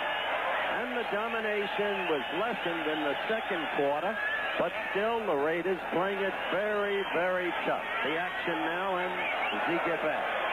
At the 15-yard line, the lineup remains the same for Miami. Woodley, the quarterback. Nathan, 22, under Franklin setbacks. Duriel Harris, 82. Nat Moore, 89. That's Moore in motion on first down. Franklin, right side. Ted Hendricks fights off the block of Bob Kuchenberg. Actually, Franklin did not help Kuchenberg. He got right up on the back side of Kuchenberg, and Hendricks just played it straight away. Well, there's Hendricks when he was that's when he was a quarterback. That's when he was a man. Lyle Alzado, who originated from Brooklyn, went to East Rockaway, and then to Yankton. And Alzado appears to be forever. He's playing like a man possessed as a Raider. He was leading in sacks coming in tonight, now in his 13th year, Lyle Alzado. Former boxer who took on Muhammad Ali. I know you recall that, Howard. Something like that. Second down, 13. It was a loss of 3. Woodley fires complete, goes out into the flat, and he looks out there and finds Nat Moore, who lets the pickup short of the first down near the 23-yard line. You talk about Lyle Alzado. He's another one of those cases. But Al Davis, he likes to go out and he gets these all-pros, these guys he's liked them throughout their careers, and they're just about at the end of their career, and he brings them in and to show the young guys how to play. He has a young offensive line, defensive line, and he's done it in the past with Cedric Hartman and Bubba Smith and Pat Toomey, and he brought Lyle in thinking Lyle may have another year left in him, and Lyle has turned out to be a little better than he thought. He's great at reclamation projects, Al Davis. Give him his due in that regard. Matuzak, maybe the best evidence of all. Yeah. Third down, 4, shotgun for Miami. They're down 13-0. Opening moments of the third quarter. Woodley in and out of the hands of an ordinarily fine receiver. Joe Rose had a little speed on it, and Rose couldn't handle it. It'll be fourth down, and Miami will have to punt on their first possession. They bring in Reggie Roby, a spectacular rookie from Iowa, a 6th-round draft pick, and Greg Pruitt, the veteran, drops deep, respecting Roby. Not a good omen for Miami. What they wanted to do is get a drive started quickly in the second half. Well, I think if they're going to do that, they got to start throwing that short pass over the middle and take advantage of Matt Millen and Bob Nelson's inability to cover in there. He backed Pruitt all the way to the 20-yard line, and the ball hung up there for seemingly 4 or 5 seconds. Flag is down as Pruitt navigates his way back over the 30-yard line. That was a 58-yard punt by Reggie Roby. He is huge. He gets it down. He speeds it up a little bit. He had to hurry one a week ago and sliced off the side of his foot. He had 1 yard, but he averaged 43 on the day. Roby's a great draft choice. Kickers, so important in the draft. Yeah, it's funny, those kickers, when they miss a field goal or shank one of those punts. Illegal block during the run back. Number 40 of the receivers. It's 1st and 10. Rick Burns of the Raiders. They normally get a little, the other guys start trying to intimidate them a little, and some of those defensive linemen and linebackers who are generally the most vocal will try to get aggressive with them at times, but Mr. Roby weighs 243 pounds. Yeah, he can take care of himself. I think the Giants' most effective draft choice was number 9, their place kicker, Ali Haji. First down and 10. They're the 20-yard line of the Raiders. Marcus Allen.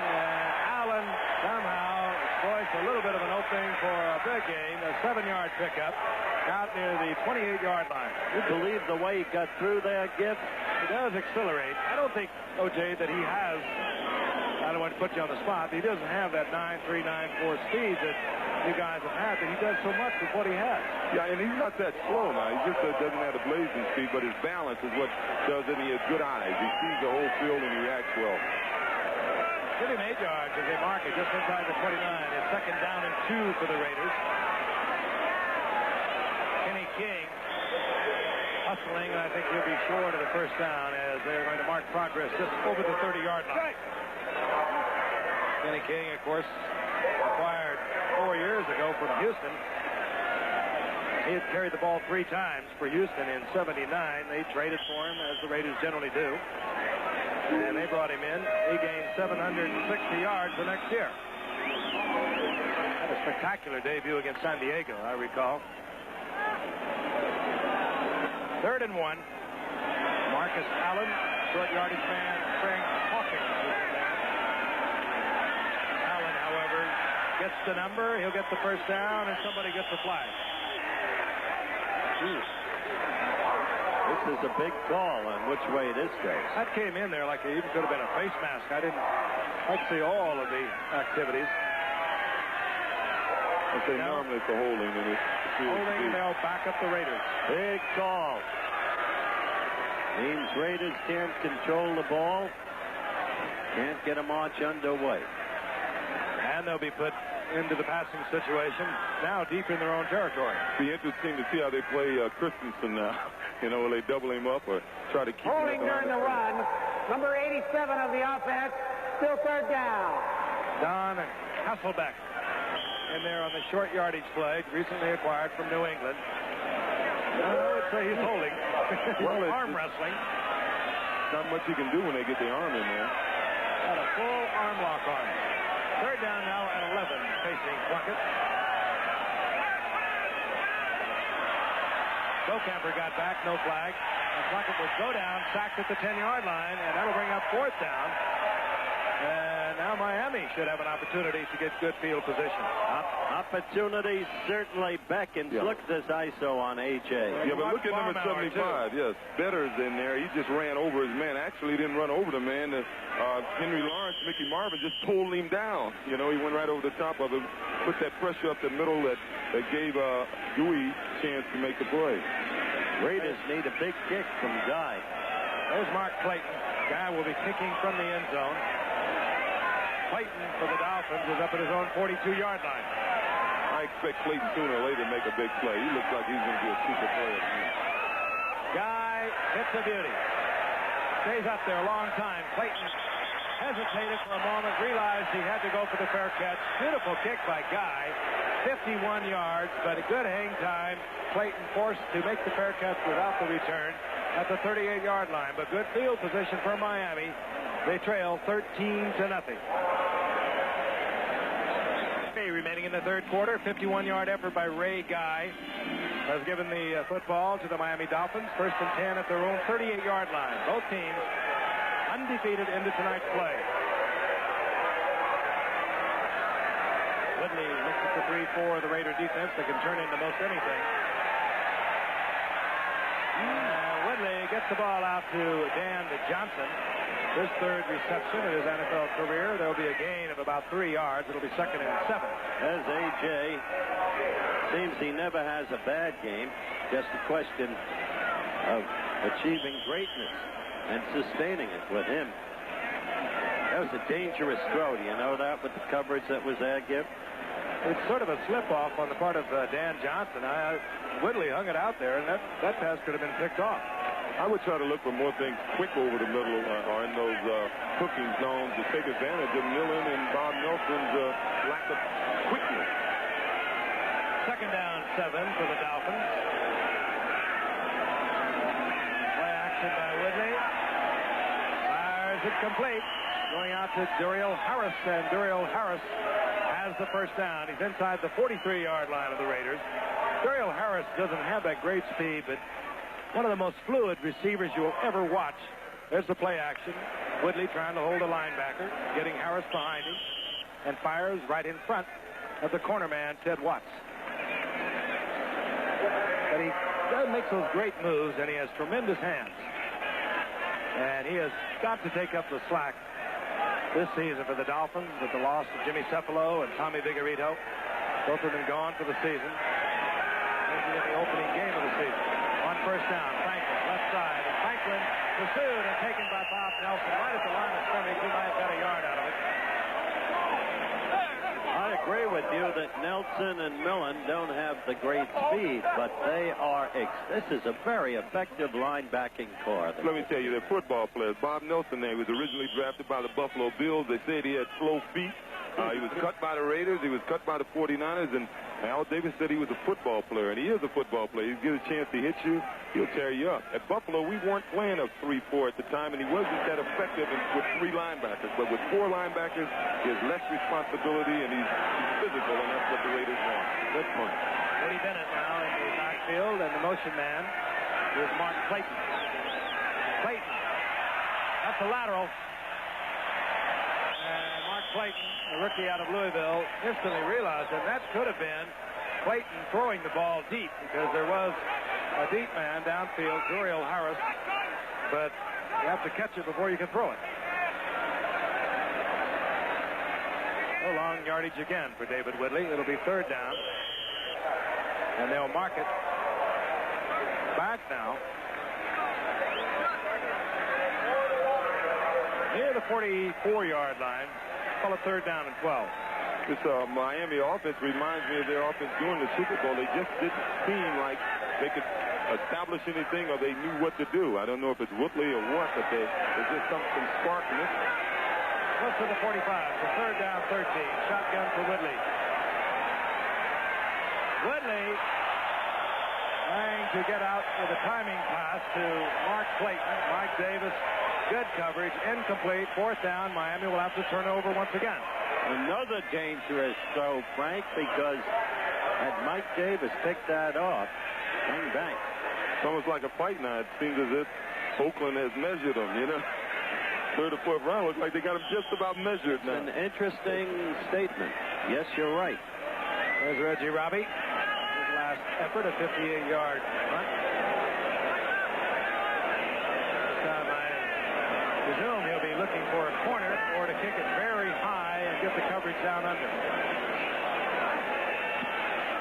He chooses the high route, and he just really put it up in the air. A bobble at the 10, but covered quickly. Greg Pruitt lost the ball at the 9. Recovers out over the 10-yard line. It'll be first down and 10 for the Raiders. They're deep in their own territory. We'll be back at the Coliseum in just a moment.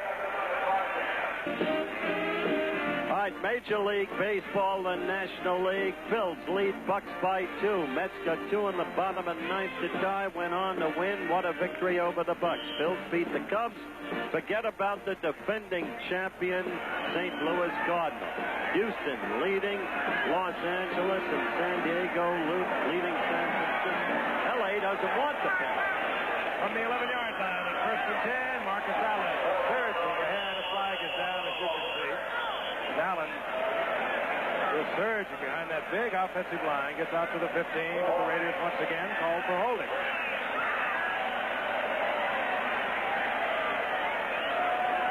All right, the American League. Look at the Birds, tied in the 10th. Boston beat Guidry. Rice had a homer. Minnesota and the White Sox off by themselves, having clinched, tied in the 7th. Kansas City beat California, trailing in the second game. Seattle defeated Toronto. Number 50 of the offense, still first down. Dave Dalby at center, holding for the Raiders. They move it back to the 5-yard line. First down and 15. The defensive penalties now, the Raiders. Don Hasselbeck come in at tight end for the Raiders, and here comes Kenny King. Trying to turn the corner. Doesn't quite make it as one of the Blackwood. Lyle comes up, makes the defensive play. But gives them a little bit of breathing room. Well, you know, the Raiders are historically a highly penalized team. Generally, their penalties are more of the aggression type, you know, roughing the passer and stuff. Strangely enough, this year, the first 2 games against Cincinnati and Houston, both of those teams were penalized more than the Raiders. Yeah, they penalized Cincinnati, everyone but Paul Brown, and that was good. They really had a tough time against the Raiders. The Raiders winning that game over Cincinnati 20-10. Kenny King got 6, and he's second down at 9. The ball just inside the 12-yard line. Here's Marcus Allen. We're stringing this one out. And Allen will get a couple of yards up close to the 14-yard line. Bob Brzezinski, tough against the run. Defensively, they're first for the Dolphins. They don't want to risk throwing the football and intercept. Not when you got Ray Guy. If he can get off another kick like the last one. I'm assuming they won't throw on this third down. And they have a 13-0 lead with 8:19 remaining in the third quarter. They've won too many football games not to go for it. I think they'll throw and go for it. Barnwell and Branch, the speedsters, bottom of your screen. Branch is in the slot.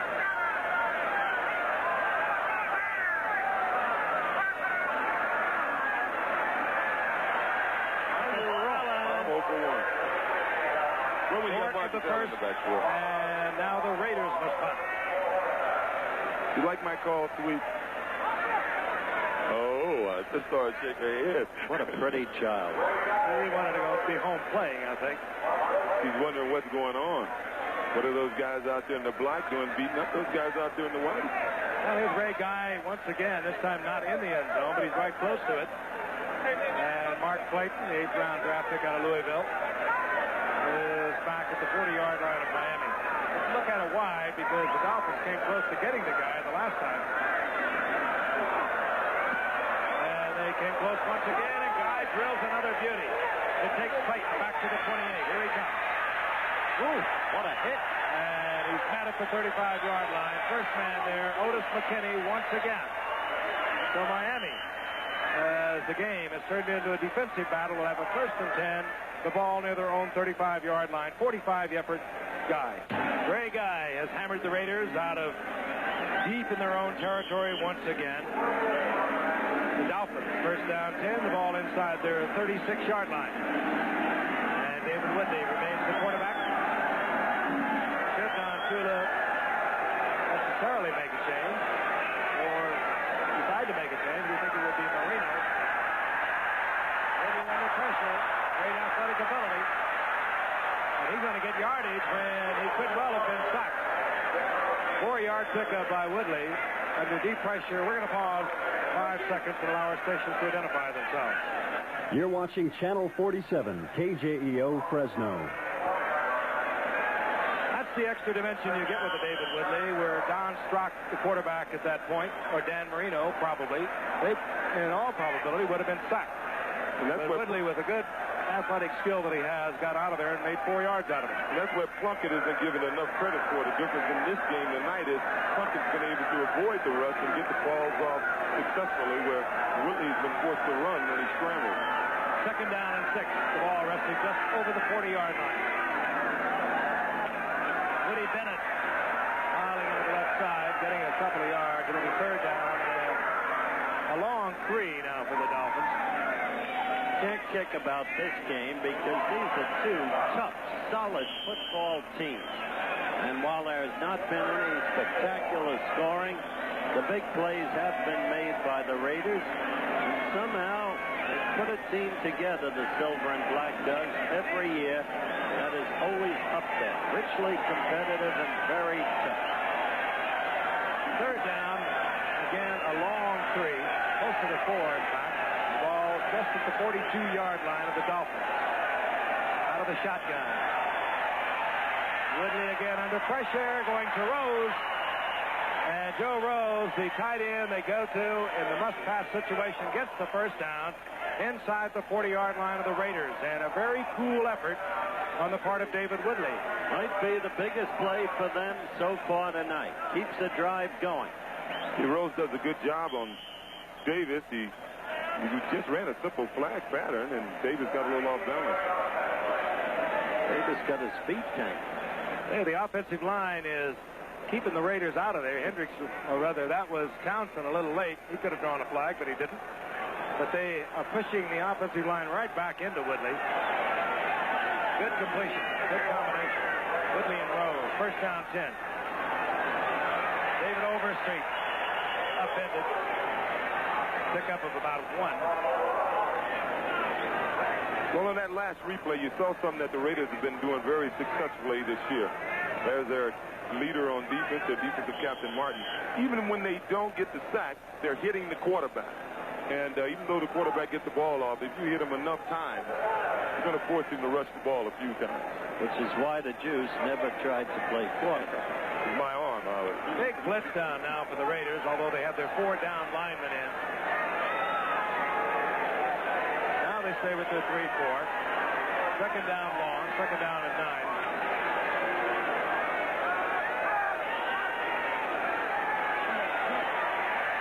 Woodley has the time and jumps it off Overstreet with a juggling act, and he couldn't come up with it. It'll be 3rd down and 9. Bob Nelson was there to make sure that Overstreet was not going to handle it. The simple little loop over the middle by the running back coming out of the backfield. This is kind of stuff I think they're going to have to do if they're going to start moving the ball consistently. That's the if he key caught point. it clean, he would have had a little time as quick as he is to put a move on Bob. But Nevertheless, they verified your key point that you've been making all game. The way to attack them is with that short stuff in the area of Millen and Nelson because of their absence of foot speed. Sure ain't going to get much success running in there because those guys can play the run. 3rd down and 9. Miami from the tee, not the shotgun. That's Rose in motion. Bootleg by Woodley. Good ball. And Woodley has the first down up in it inside the 25-yard line. This time the bootleg working. Great call. Everyone going with the flow of the backfield to the left, and Woodley coming out with a blocker in front of him. It was Foster, and he gets the first. You can see everybody have their keys on guards and fullbacks and halfbacks, and they go with them. And the quarterback comes out with Roy Foster. He makes a good block, and Woodley does a good job of running. He does. That's what he's best at. Gutsy call, too. Great call. Basically what he was at LSU when they got him in the 8th round back in 1980. He shared the quarterbacking duties. First down at 10, 25-yard line. Miami still has not been able to get on the scoreboard. They trail 13-0. Late minutes of the 3rd quarter as we watch David Overstreet. Rod Martin defensively again, but Overstreet gets inside the 20 for a pickup of 5. It'll be 2nd and 5. That Matt Millen is always in the action. You know, he's really a down lineman. It could be a down lineman. He went in there and took on all the interference and stripped the ball carrier of the interference, and Rod Martin came up and made the play. I tell you, that Overstreet's an interesting fellow to watch. He gives the look of a player who might at any time explode. Remember earlier in the game, in the first half, he almost broke one. He gained about 11 yards. He had one man to get by. He shows flashes. Let's put it that way. I think he's in the game because they need one of those flashes. 2nd and 5, and Franklin is nailed. Hit hard. Reggie Kinlaw, nose tackle, playing off Dwight Stevenson. Big play on the part of Reggie Kinlaw. I don't think Shula feels right now that this team can move the ball consistently and get it in the end zone on the Raiders. The Raiders are just too tough defensively right now. He needs a guy like Overstreet to come in and break one, and I think that's why you're seeing Overstreet play so much. 2 years ago, by the way, Juice, the Raiders had a poor and unrepresentative for them season. One of the reasons, Kinlaw out. 3rd down and 6. There was a loss of 2. Shotgun. And down goes Woodley. Gave up the football. It was Rod Martin on the blitz. The play still moving. Goodbye. And Greg Townsend, a rookie from TCU, picks up the fumble. Down the field he goes, but credit that. Certainly an assist to Rod Martin. Fought through a block, got to Woodley, knocked the ball loose. 64-yard touchdown for the Raiders. This is one tough football team. And we've told you all night about Rob Martin. Probably their best linebacker. He's been voted the captain by the team. He's been voted MVP of the defense 2 of the last 4 years. He stripped the ball. Mr. Townsend, who deserves this touchdown. Look at him run. This is a defensive lineman. You're looking at, watch Rod Martin behind him. If you can see him, he made one great block for him, even though it was unnecessary. It was behind the runner. We also told you about Townsend and Pickell. 2 rookies making it big. A startling development. The Raiders already on top, 13-0. 64-yard fumble return. Great effort by Rod Martin and Greg Townsend. Chris Barr. This time he hammers it through. And the Raiders have a 20-0 lead. 1:12 remaining in the 3rd quarter. And the rookie, Greg Townsend from TCU, gets his first professional touchdown. Greg Townsend got the touchdown. And a great assist to Rod Martin, who's been all over the field tonight. But you're going to be hearing the name Townsend for many years to come, we have a feeling. There's Holden Walker. Chris Barr puts it up high. Walker will have an opportunity from the 1-yard line. He can do is get it back to the 15 as the Raiders are really steamed up now. Again, college football, 12 o'clock Eastern time this Saturday right here on ABC. West Virginia against Boston College. Illinois against Michigan State. Michigan State with that upset victory over Notre Dame on Saturday. Texas Tech against Baylor. Virginia against North Carolina State. Tennessee State against Florida A&M. So check the local listing for the game you're going to watch in your area. College football at its very best right here on ABC beginning at noon this Saturday. I'm not so sure the Spartans' victory over the Irish was an upset. Well, perhaps you're right. First down and 10, 15-yard line, Miami. Overstreet on the screen, and Overstreet carries a Raider, Archie Reese, for a yardage up close to the 20-yard line. I said that, Frank, because you know who's coaching the Spartans, George Perlis, who through the years was so valuable to Chuck Noll. He's going to be a great coach, head coach. He was the one that went to the USFL for about 5 minutes and went on to Michigan State. He was a great coach. And is, obviously. Big Lyle Alzado. Feeling like a kid again. Overstreet got 5. His second down and 5. The ball at the 20-yard line of the Miami Dolphins. Time running out here in the third quarter. Time running out of the Dolphins as Woodley puts it down, takes off, and I tell you, he went down, I think, maybe short of the first down. He did. Hendricks was looming awfully large in front of him, but I think he could have squeezed out another foot. Well, when Hendricks moon out in front of you, He might have got it, but if he did it by inches. you go down. Feel that smoke coming out of those nostrils.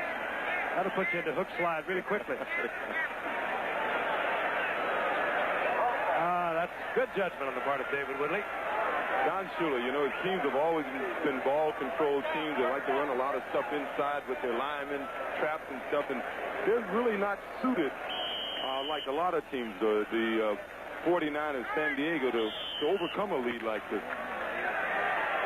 That is the end of the third quarter. The Raiders on top 20-0 over the Miami Dolphins. Teams now will change ends of the field, and we'll return for fourth quarter action after this word from our local stations. The Miami Dolphins have a big job in front of them.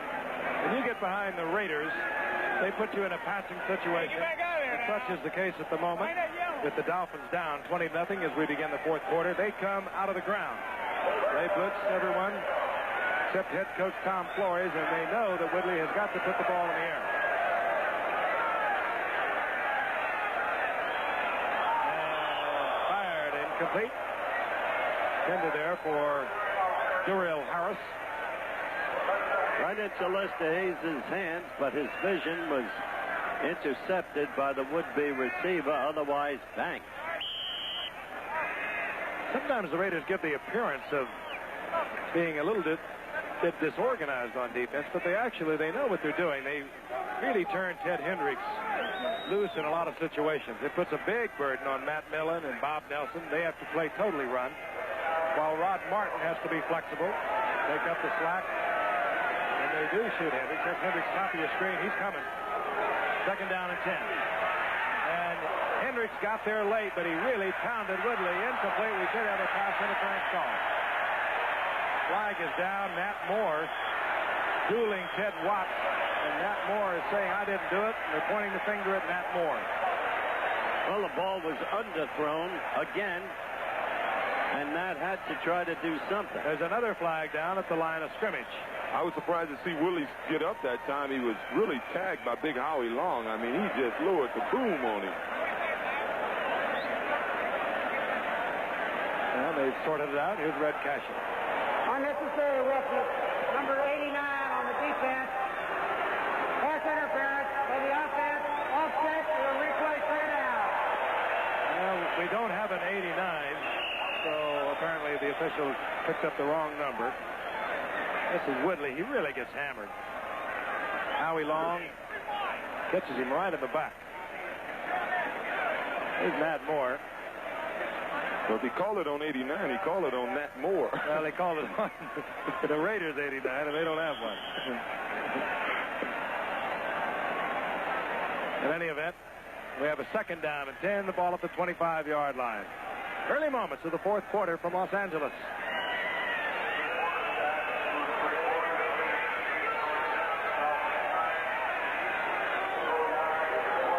Dolphins will go from the shotgun.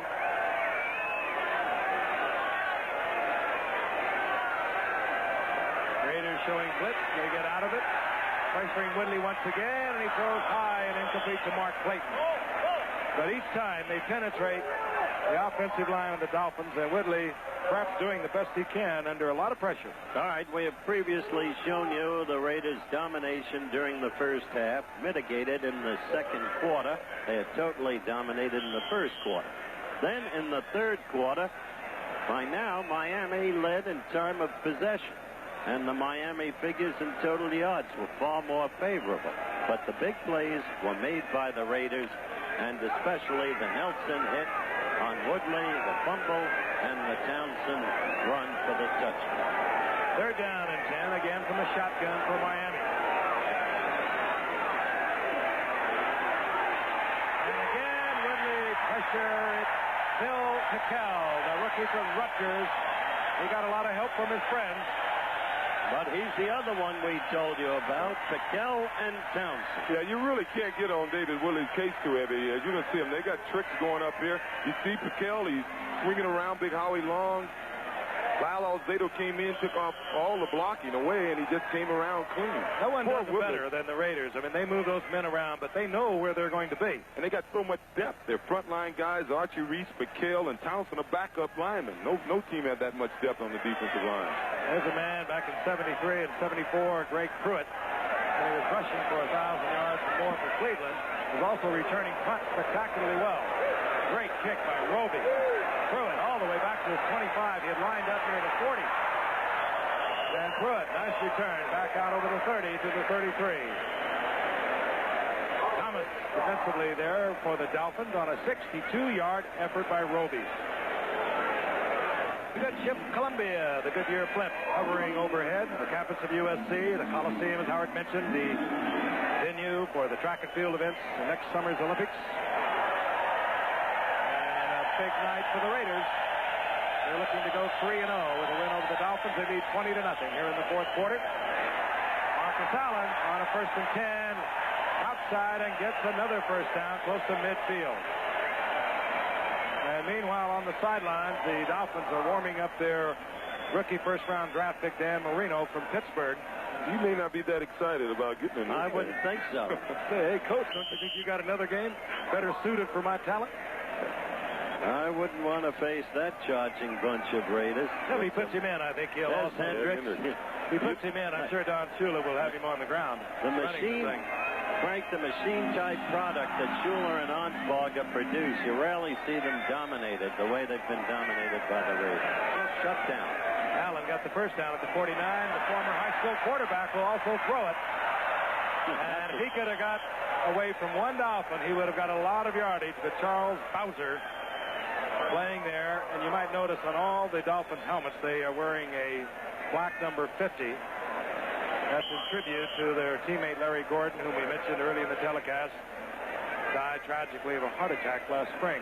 In that sad vein, may I mention that the Raider general partner Ed McGaw passed away Saturday night at Cedars of Lebanon, Mount Sinai Medical Center, out of coronary. He was the original general partner of the Raiders. With them through all of the years, back since 1960. Second down and 18. Kenny King finds a big hole left side, gets the first down. Miami territory near the 43-yard line. That was one of the all-time stutter steps. Watch this run. This is one of the all-time stutter steps. He's running a draw, just picks his way, and that's because his linemen are just staying with their guys. Look at Marcus Allen.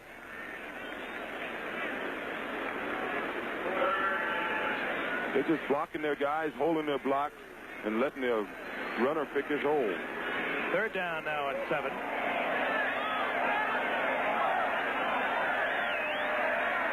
Ball marked just inside the 48-yard line. A little confusion there. Todd Christensen wasn't quite sure what Jim Plunkett had in mind, so Plunkett, rather than waste an effort, up with an error. He calls timeout. Don Shula, he with a remarkable record, 4th all-time in the history of the NFL. Thing that is remarkable to me is in his 21st year now, he's only had one losing season throughout all those years. It's a good thing he hasn't played the Raiders more often. Seemingly. 3rd down and 7. Raiders on the move. Marcus Allen. Great acceleration. Somebody tried to go in there for the football. He tucks it away and gets the first down at the 38-yard line. Mark Brown finally bringing him down for Miami. Watch how he hides this ball now, O.J. Somebody makes a grab for him. Well, Marcus has been accused of fumbling the ball a little bit. He makes a great run here, so I'm sure in practice the backfield coach has been emphasizing him, put the ball away, put the ball away. But you know, it's funny how you dominate a team. The L.A. Raiders, that's 5 times. The L.A. Raiders seem to dominate Miami here, 12-3 overall, and some coaches just have other coaches or players' numbers. Miami dominated my teams in Buffalo. We beat them once in 9 years. Marcus now needs 3 yards for 100. Bucket. Christensen. And Christensen up close to another first down, perhaps a yard short as Glenn Blackwood makes the stop for Miami. You have to be impressed with this Raiders team. Not only are they tough, not only are they driving a very good Miami defensive line into the ground, but they've got play variety. And the performance of Plunkett tonight is one of the better performances, I think you'll agree, Frank, we've seen him have in recent years. Actually, he had a pretty good year last year. The Raiders 8-1. No one was any better than that. And they just lost in the playoffs to a superb effort on the part of the Jets. 2nd down and 1. That's Greg Pruitt in there now, giving Marcus Allen a little breather, and Doug Fetters makes the stop. Well, I tell you, during my career, the one coach that I wish I could have had an opportunity to play for was Don Shula. Sure. But the one organization as a player I respected was the Raiders. One, they're probably the highest payroll in the league. They say you get what you pay for. And 2, if you look at their staff, they seem to take care of their players. They have 7 former Oakland Raiders working for them as either coaches or scouts. And that's unusual for an organization to take care of their former players like that. 3rd down and 2. Hawkins going over the left side, looking for the first down. I think his knee touched earlier. Depends on where it's marked, and I think the official has its case. Well, if it's knee touch, it doesn't matter. Somebody has to touch him in Somebody did. Yeah, and you've got a 20-0 lead. If they don't make it, Tom Flores must be considering definitely the possibility of going for it. Well, if they make it, Don is going to be doing his do-re-mis wherever he is. Of course he's going to go for it. We're down to close to 9 minutes left. The clock is killing any faint vestige of Miami hope. I think they're short, but they're going to bring the sticks out, so it'll give a chance for Tom Flores to communicate with Jim Plunkett. He's already done so. I think they're going to go for it. But Miami's system just isn't conducive to coming back. No, I agree. A lot of scores, you know. They normally rely on their defense to keep the game close, and they feel their offense can score at any time if they're within a touchdown. But the way their offense is set up is not set up to come back from three scores against a team like the Oakland L.A. Raiders. I grew up in San Francisco. You know, I was a 49er fan with the Oakland Raiders. For so many years, I'm having trouble getting that. Everyone does it, Juice. Inches to go. 9:09 remaining in the game. Clock moving. Dolphins in deep trouble. And the Raiders looking very strong now, both offensively and defensively. They only had the one sack in the second quarter. Now they'll get it easily on the offside. Hawkins had it on the carry, and it looked as though Miami was offside. Yeah, I don't think that was induced. Right. So the drive will continue. It began back at the 37-yard line. Greg Pruitt on the return.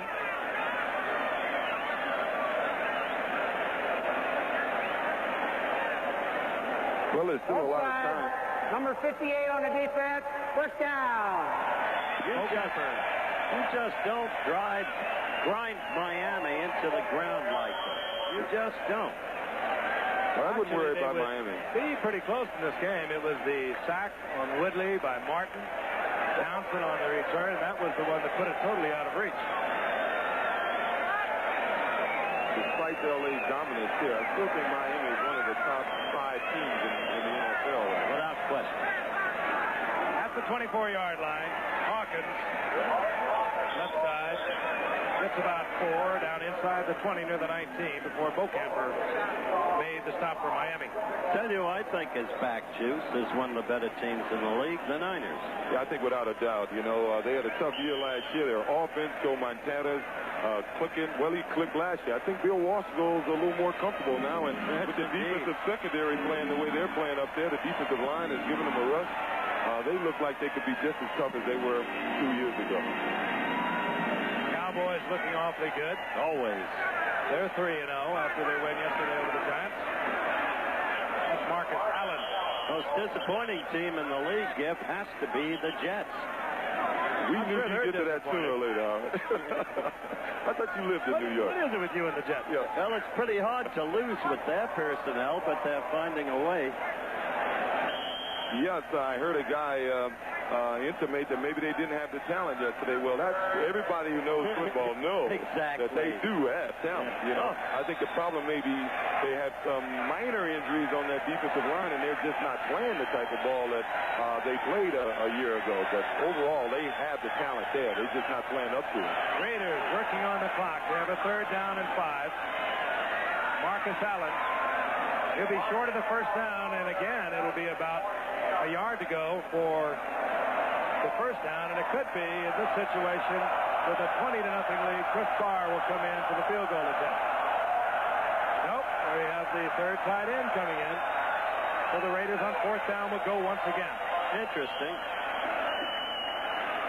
Well, when you're dominating up front the way they're doing, I think what's more important is just to keep the ball and let that clock run, and I think that's what Mr. Flores is thinking. Well, there must be quite a temptation at this point. Play action, find the man in the end zone. Or just not snap the ball. Lead. You can't get hurt. What if you don't snap the ball? Let him jump. 5 more yards on a field goal, no big deal. And it's Hawkins over the left side. And running it is no big deal either tonight for the Raiders. Big lineman, big offensive lineman just surging out. The Dolphins really are not that big. They play great technical defense under Arnsparger. Their deal is not to give up the big play, stay in the ball game, look for the break, and then win it. Yeah, well, the Raiders management sort of said that they felt that the type of player they look for, the big guy, you know, they got these 280 and 270-pound tackles, were just the right type of guys to play against the type of individual that Shula likes. If you look at Shula's interior line, they all change positions. You look at their linemen, some of them were linebackers in the past. They're not overly big guys, and it's just a matter of matchup. Carrying out exactly what you say. You remember what the big ones did on Washington. 12-play drive started at the Raiders' own 37. Marcus Allen now well over 100 yards inside the 10-yard line. Gain of 4. Baumauer sliding out for the nose tackle to make the stop. Here's where a guy like Marcus Allen is real valuable to a team. When you got a lead, you want to protect the lead, you put it on the ground. He's the kind of back that he's better on the 4th carry than he is on the 1st carry. He likes to carry the ball a lot. He likes a lot of work. He was like that right on this field for SC. I used to watch him. He'd carry the ball 25 times, and each time he appeared to get stronger. You're exactly right, Juice. I thought John Madden made a very interesting point in the CBS telecast yesterday. He was talking about Mark Van Eegen. He said the great backs get better with increased fatigue. Kenny King, and this time Kenny King is taken there by Kim Bocamper. Kenny got a little vocal. I guess they pulled his face mask, and if the official didn't call it, he was telling everybody on the field. We've got it. Flag is down, and they pick it up. Well, how do you feel about that as a former player, Frank? John said that Van Eegen would be better on the 10th carry or the 15th carry than he was on the 1st, the 2nd, or the 3rd. I think all the great ones have been that way. Look at Jim Brown. You'd hammer him all day long. You'd hold him down, as we would, sometimes 40 or 50 yards, and in the 4th quarter, he'd rip off about 80 or 100. Face mask by the defense. First down. And if they aren't like that, they really do not qualify to be called a great back. In the meantime, did you ever fall to Jimmy Brown's ploy of being hurt when he got up so slowly? I never fell for any boy. When he was on the field, we were in trouble. First down, goal to go. The Raiders on a roll that began at their 37-yard line. They've used up nearly 9 minutes on this drive. Break through it. And the former Cleveland Brown into the end zone over the left side. I think I better leave that for Don. Good to see this man back. Greg Pruitt, he had those great seasons, 73, 74, 75, over 1,000 yards with the Cleveland Browns. Tore up his knee in 78. Raiders got him a couple of years ago. And they have just sort of nurtured him back to good health. His legs are fine now, and he's running once again. There's a little man who could cover the 100-yard dash. We saw him in the Superstars do it 9.6. Yeah, he's running well. Last week he ran the ball a few times. He averaged probably close to 7 yards to carry. And Chris Barr made one. Chris Barr made another one. And the Raiders are stretching it out. They have a 27-0 lead. And we understand, Don. I wonder if Dottie will.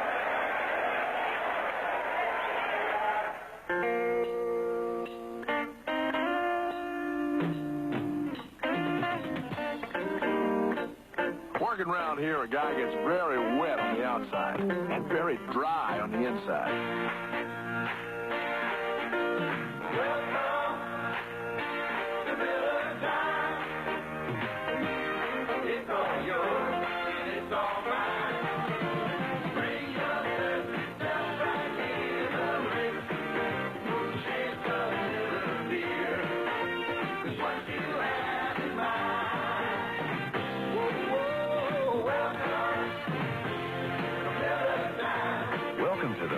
Smooth taste of Miller High Life.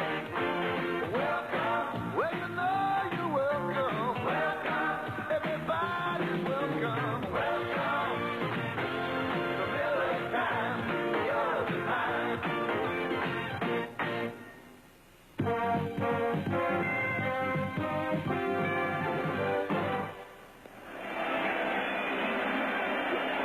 William Judson, the cornerback for the Dolphins, slow getting up after that conversion. He's off the field now. Chris Barr sets a kickoff, and Fulton Walker is back. Raiders had one sag tonight, a little while in the second quarter. Otherwise, they have dominated.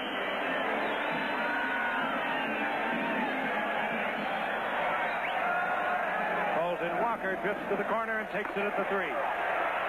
Whoa.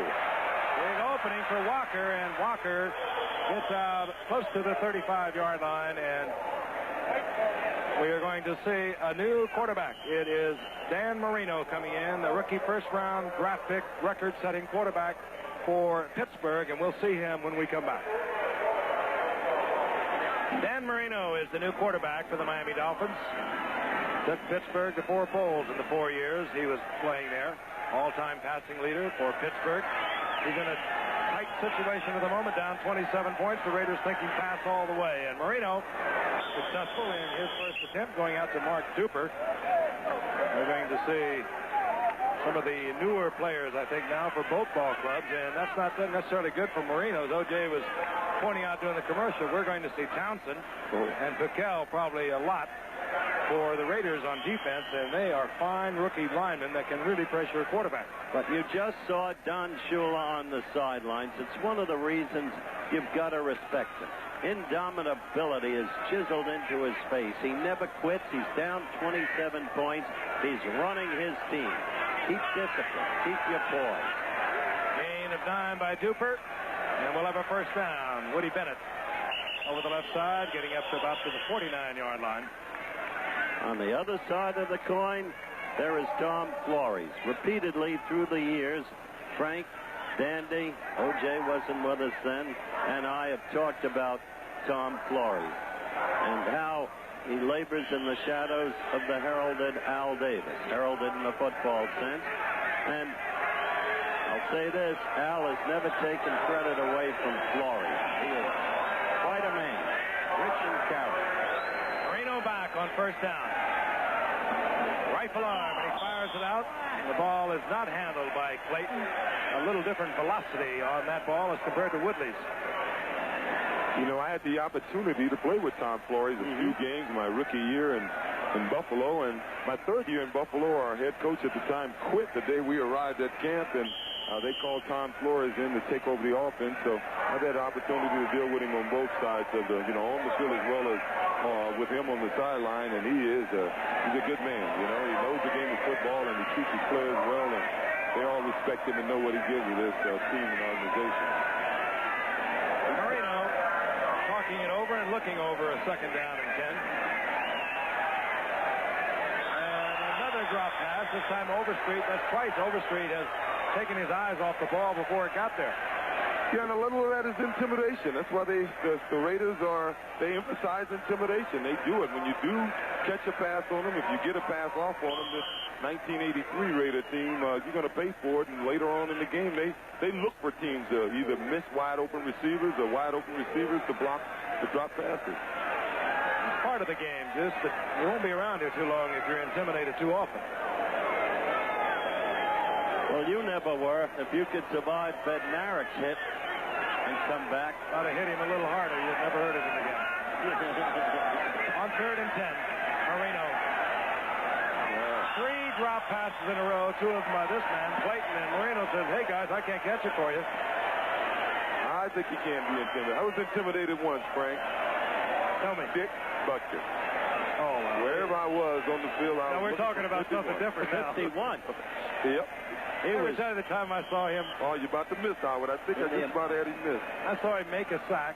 The quarterback got rid of the ball. Forget whether it was Fran or not, playing for the Giants. He completed the pass. Butkus got up, pursued the receiver, stripped the ball, and returned it to the same point where he made the almost sack. Hey, when I first walked on the field with him, he told me he's going to kick me where the sun don't shine, and I respected him ever since. Screen on 4th down. This is Tony Nathan. And Tony Nathan gets the first down. He gets up to the 40-yard line. By George, he made it. And we're going to have a personal foul against the Raiders. I guess they're trying to get him set up for the next time they played him. You know, there's David Woodley, and you can see it's not been a happy occasion for him. I think it's unfair to say he had a bad game. Well, he had a bad game, but look what he was up against the whole game. Even when he got passes off, he got tagged this game. Yeah, but that was Marino. He's got a taste of it. Roughing the passer, number 93 of the defense, added on to the end of the play. First down. Greg Townsend fitting right into the Raiders' defensive scheme of things. Returning a fumble, 64 yards for a touchdown. Roughing the passer, getting the passer's attention, if you will. Couple of sacks. First down for the Dolphins, who are trying to get the goose egg off the scoreboard at the 25-yard line of the Raiders. Marino has the good pass called, and he gets the ball to Joe Rose, and Joe Rose kills the clock, getting out of bounds inside the 16. 3:57 remaining in the game. That's the ticket. It's so easy now. You wonder why they couldn't do it all again. Obviously, the Raiders aren't playing with the intensity that they played with earlier, but we saw 3 drop balls, all medium passes, and we wondered throughout the game why they didn't try to throw more intermediate passes. I guess they tried, but the Raiders' defensive line was putting a lot of heat on them. Second down, short yardage. Good waist down for Marino if he wants to get into the end zone with it. Overstreet. That's good running. David Overstreet gliding, making the cut, accelerating, and he gets the first down. He's inside the 10, close to the 7. I'll tell you, I see talent in that young man. He had troubles up in the Canadian Football League, if we watch again, with the fumbles, but he produced a lot of yardage for them. And they released him after a few games last year. Miami had drafted him, number 1 in 81, and they're glad to have him back. Timing pattern and almost picked off Jim Davis, who picked one off earlier to set up a Raider touchdown just before the half was there. As you can see, it's just enough. It's one of those patterns they completed earlier than that more. Going down the sideline, the passes, they just get the ball up. If the cornerback is playing the man and not watching the ball, often the receiver can get up over him and catch the pass. Davis should have caught it. Mark Clayton made a good move to save the interception. Second down, goal to go. Ball right at the 7-yard line. Marino throws into a crowd short of the end zone, and Nathan comes out of the pack with it. We'll have a third down goal to go. The ball inside the 2. Raiders next Sunday will be in Denver for their next game. They'll be undefeated. The Dallas Cowboys, the only other undefeated. And this is just the third week in the NFL. For Miami, they'll be home in Miami against Kansas City, who played surprisingly strong football yesterday against the Washington Redskins. And Marino calls timeout. He'll drift over to talk to Don Shula. 2:40 remaining in the game, and we'll be back at the Coliseum in a moment. Actually, that should read 7 of 8. Dan Marino came on, took the Dolphins over at his own 34-yard line. His first 3 passes were right in the hands of receivers. They were dropped. He stayed in there, got a screen pass off on 4th down, got the first down, and has taken the Dolphins to a 3rd down goal to go inside the 2-yard line. Dan Marino, he's big. He's 6'3", 214-pounder. Overspeed. A whole lot of trouble. To the 6-yard line. The first man there was Kenny Hill. He got a lot of help. I don't envy David Woodley, Frank, as we look at the great coach about to suffer an embarrassing defeat. I don't envy Woodley because he's got to know that Shula is so high on Marino, and in the long run, Marino and not Woodley is his quarterback of the future. It's a very tough spot to be in. Yeah, especially at his age, you know, an aging ball player, sometimes he can, you know, handle it, but a young kid. 4th down, and Raiders are looking for the shutout. What a great catch by Joe Rose. That ball went through a couple of pair of hands. I'm sure he didn't see it until it cleared at the last minute and made a real nice dabbing. I think it's going to go against the Raiders. It appears so. Let's hope so. Pass interference. Number 45 on the defense. Penalty is the... It was. Concentration. But Marino was being blitzed, and he held together and threw a fine ball. And did you see Shula? It's as if he was back in the game. I think Marino has not thrown a bad ball yet.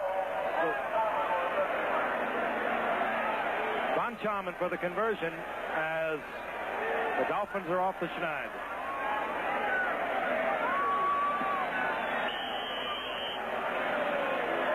(27-7). And Joe Rose, the receiving tight end, if you will, worked last year with Bruce Hardy and Ronnie Lee. Ronnie Lee is now gone. The Dolphins very pleased with their Dan Johnson. He will see most of the duties, but you'll see a lot of Joe Rose over the remainder of this year, surely in passing situations. There he is, 4th-year man out of California, 6'3", 230-pounder.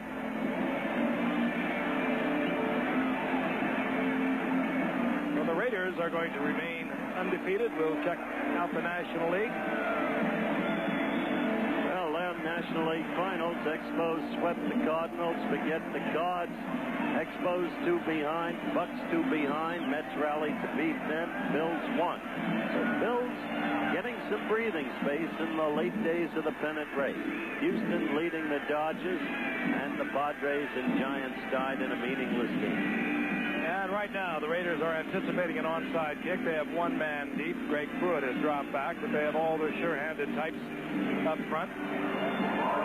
Actually, they have now dropped Cleve Montgomery as speedster. Greg Pruitt getting a little breather. But all the receiver types are up right around midfield, expecting the onside kick from Von Chalman with 2:29 remaining in the game. And they get it, and I think they might get it back. Don't you love the way the team that wants... Well, they got it. It bounced right off a Raider. I think it was Gary Jensen, now he's a tight end. He should have handled that easily. It popped right out of his chest, and the Dolphins were there.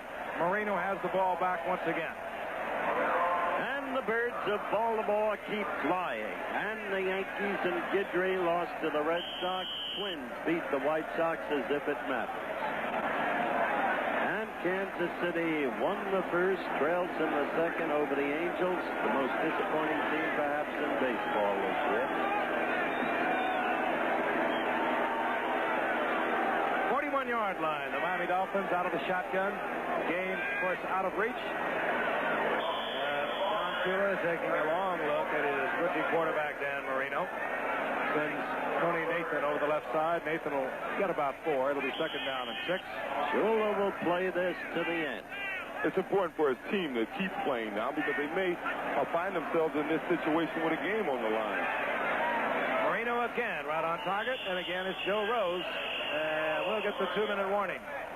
Marino has connected with Joe Rose. A first down for Miami inside the 42-yard line. We have 2 minutes remaining in the game, and we'll be back at the Coliseum in a moment.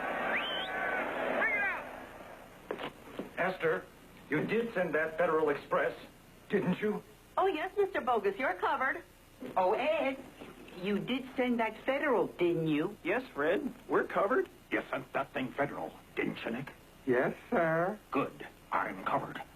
I'm covered. I'm covered. Hey, I'm covered. Are you covered? I'm covered. I'm covered. Are you covered? I'm covered. Are you covered? I think we're all covered. I'm covered if he's covered. Cover yourself with Federal Express. Why fool around with anyone else? I was the first one on our block to own the brand new Nissan Stanza sedan. I love this luxurious roomy interior with power windows and 4-speaker stereo with cassette. So when I drove this front-wheel drive beauty and checked the sticker price, I bought it. Then Jack drove it and bought one. And Bill drove it and bought one. Now we have 3 Nissan Stanzas on our block. 4. Also available in 2- and 4-door hatchback. Miami Dolphins looking for more respectability. Trailing 27-7. They got the onside kick, and Dan Marino now is the first and 10 at the 42-yard line of the Raiders. He's back once again. Looking deep. And almost picked off by Jim Davis. Mark Duper, a speedster out of Northwest State, Louisiana, in the corner of the end zone. To the end of the play on the ice. So I'm going to tell you something. This Jim Davis is turning out to be a ball player. He's made some real nice plays tonight. We'll put a little heat on Mr. Watts.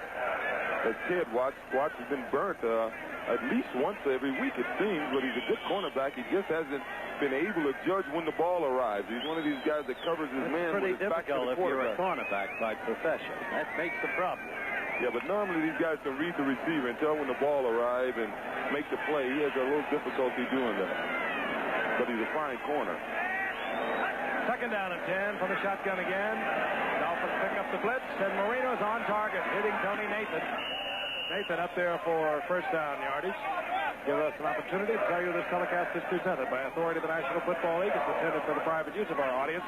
Any rebroadcast or other use of the telecast without the express written consent of the National Football League is prohibited. The first down at the 31-yard line. No huddle for the Dolphins. Marino back.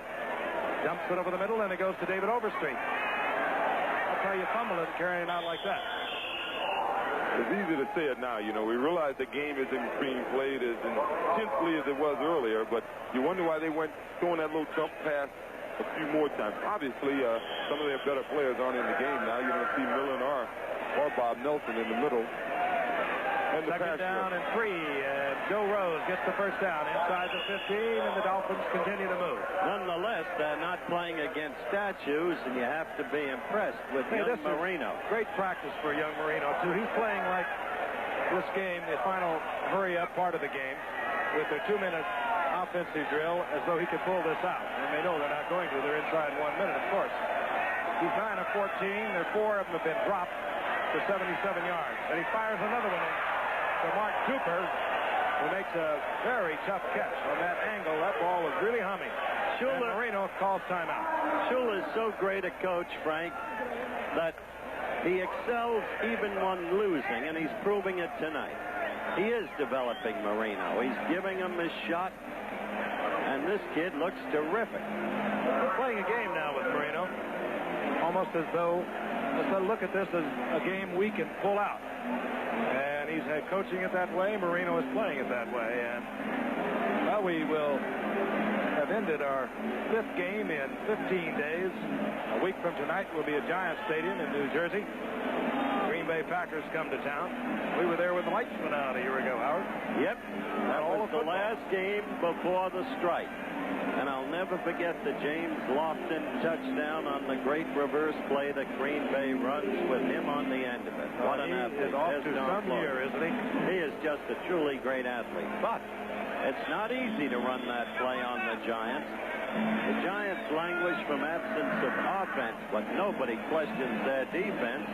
And their defense played practically perfect football for most of the first half against the Cowboys, and then they came back. The Giants didn't. The Cowboys knew they were in a struggle.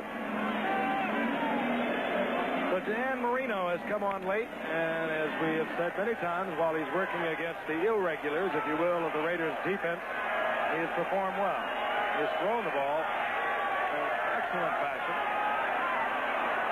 And he gets another one off to avoid the sack. David Overstreet was all alone in the end zone, but Marino was really hammered.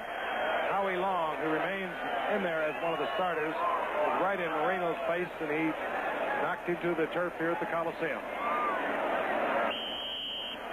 I guess he's thinking, well, my youngster's getting the work that he needs. 25 seconds now remaining in the game. We'll see Miami again on November the 28th against Cincinnati, and then on December the 16th against the New York Jets. Second down goal to go. Time's run out, and a flag is down. Duper was working against Davis, and I think Davis has drawn another interference call. You're right. And so Dan Marino, all right, gets the Dolphins into the end zone now for a second down. Interference. Number 45 on the defense. Penalty is declined. Touchdown. Take a look at the ISO. He has one check. He checks him there one time, and I don't see the infraction. I didn't either. Might have called it the other way. Might have been. Well, it's certainly academic because the Dolphins hang up the points. Ron Shaman for the conversion. We'll see another onside kick with 20 seconds remaining.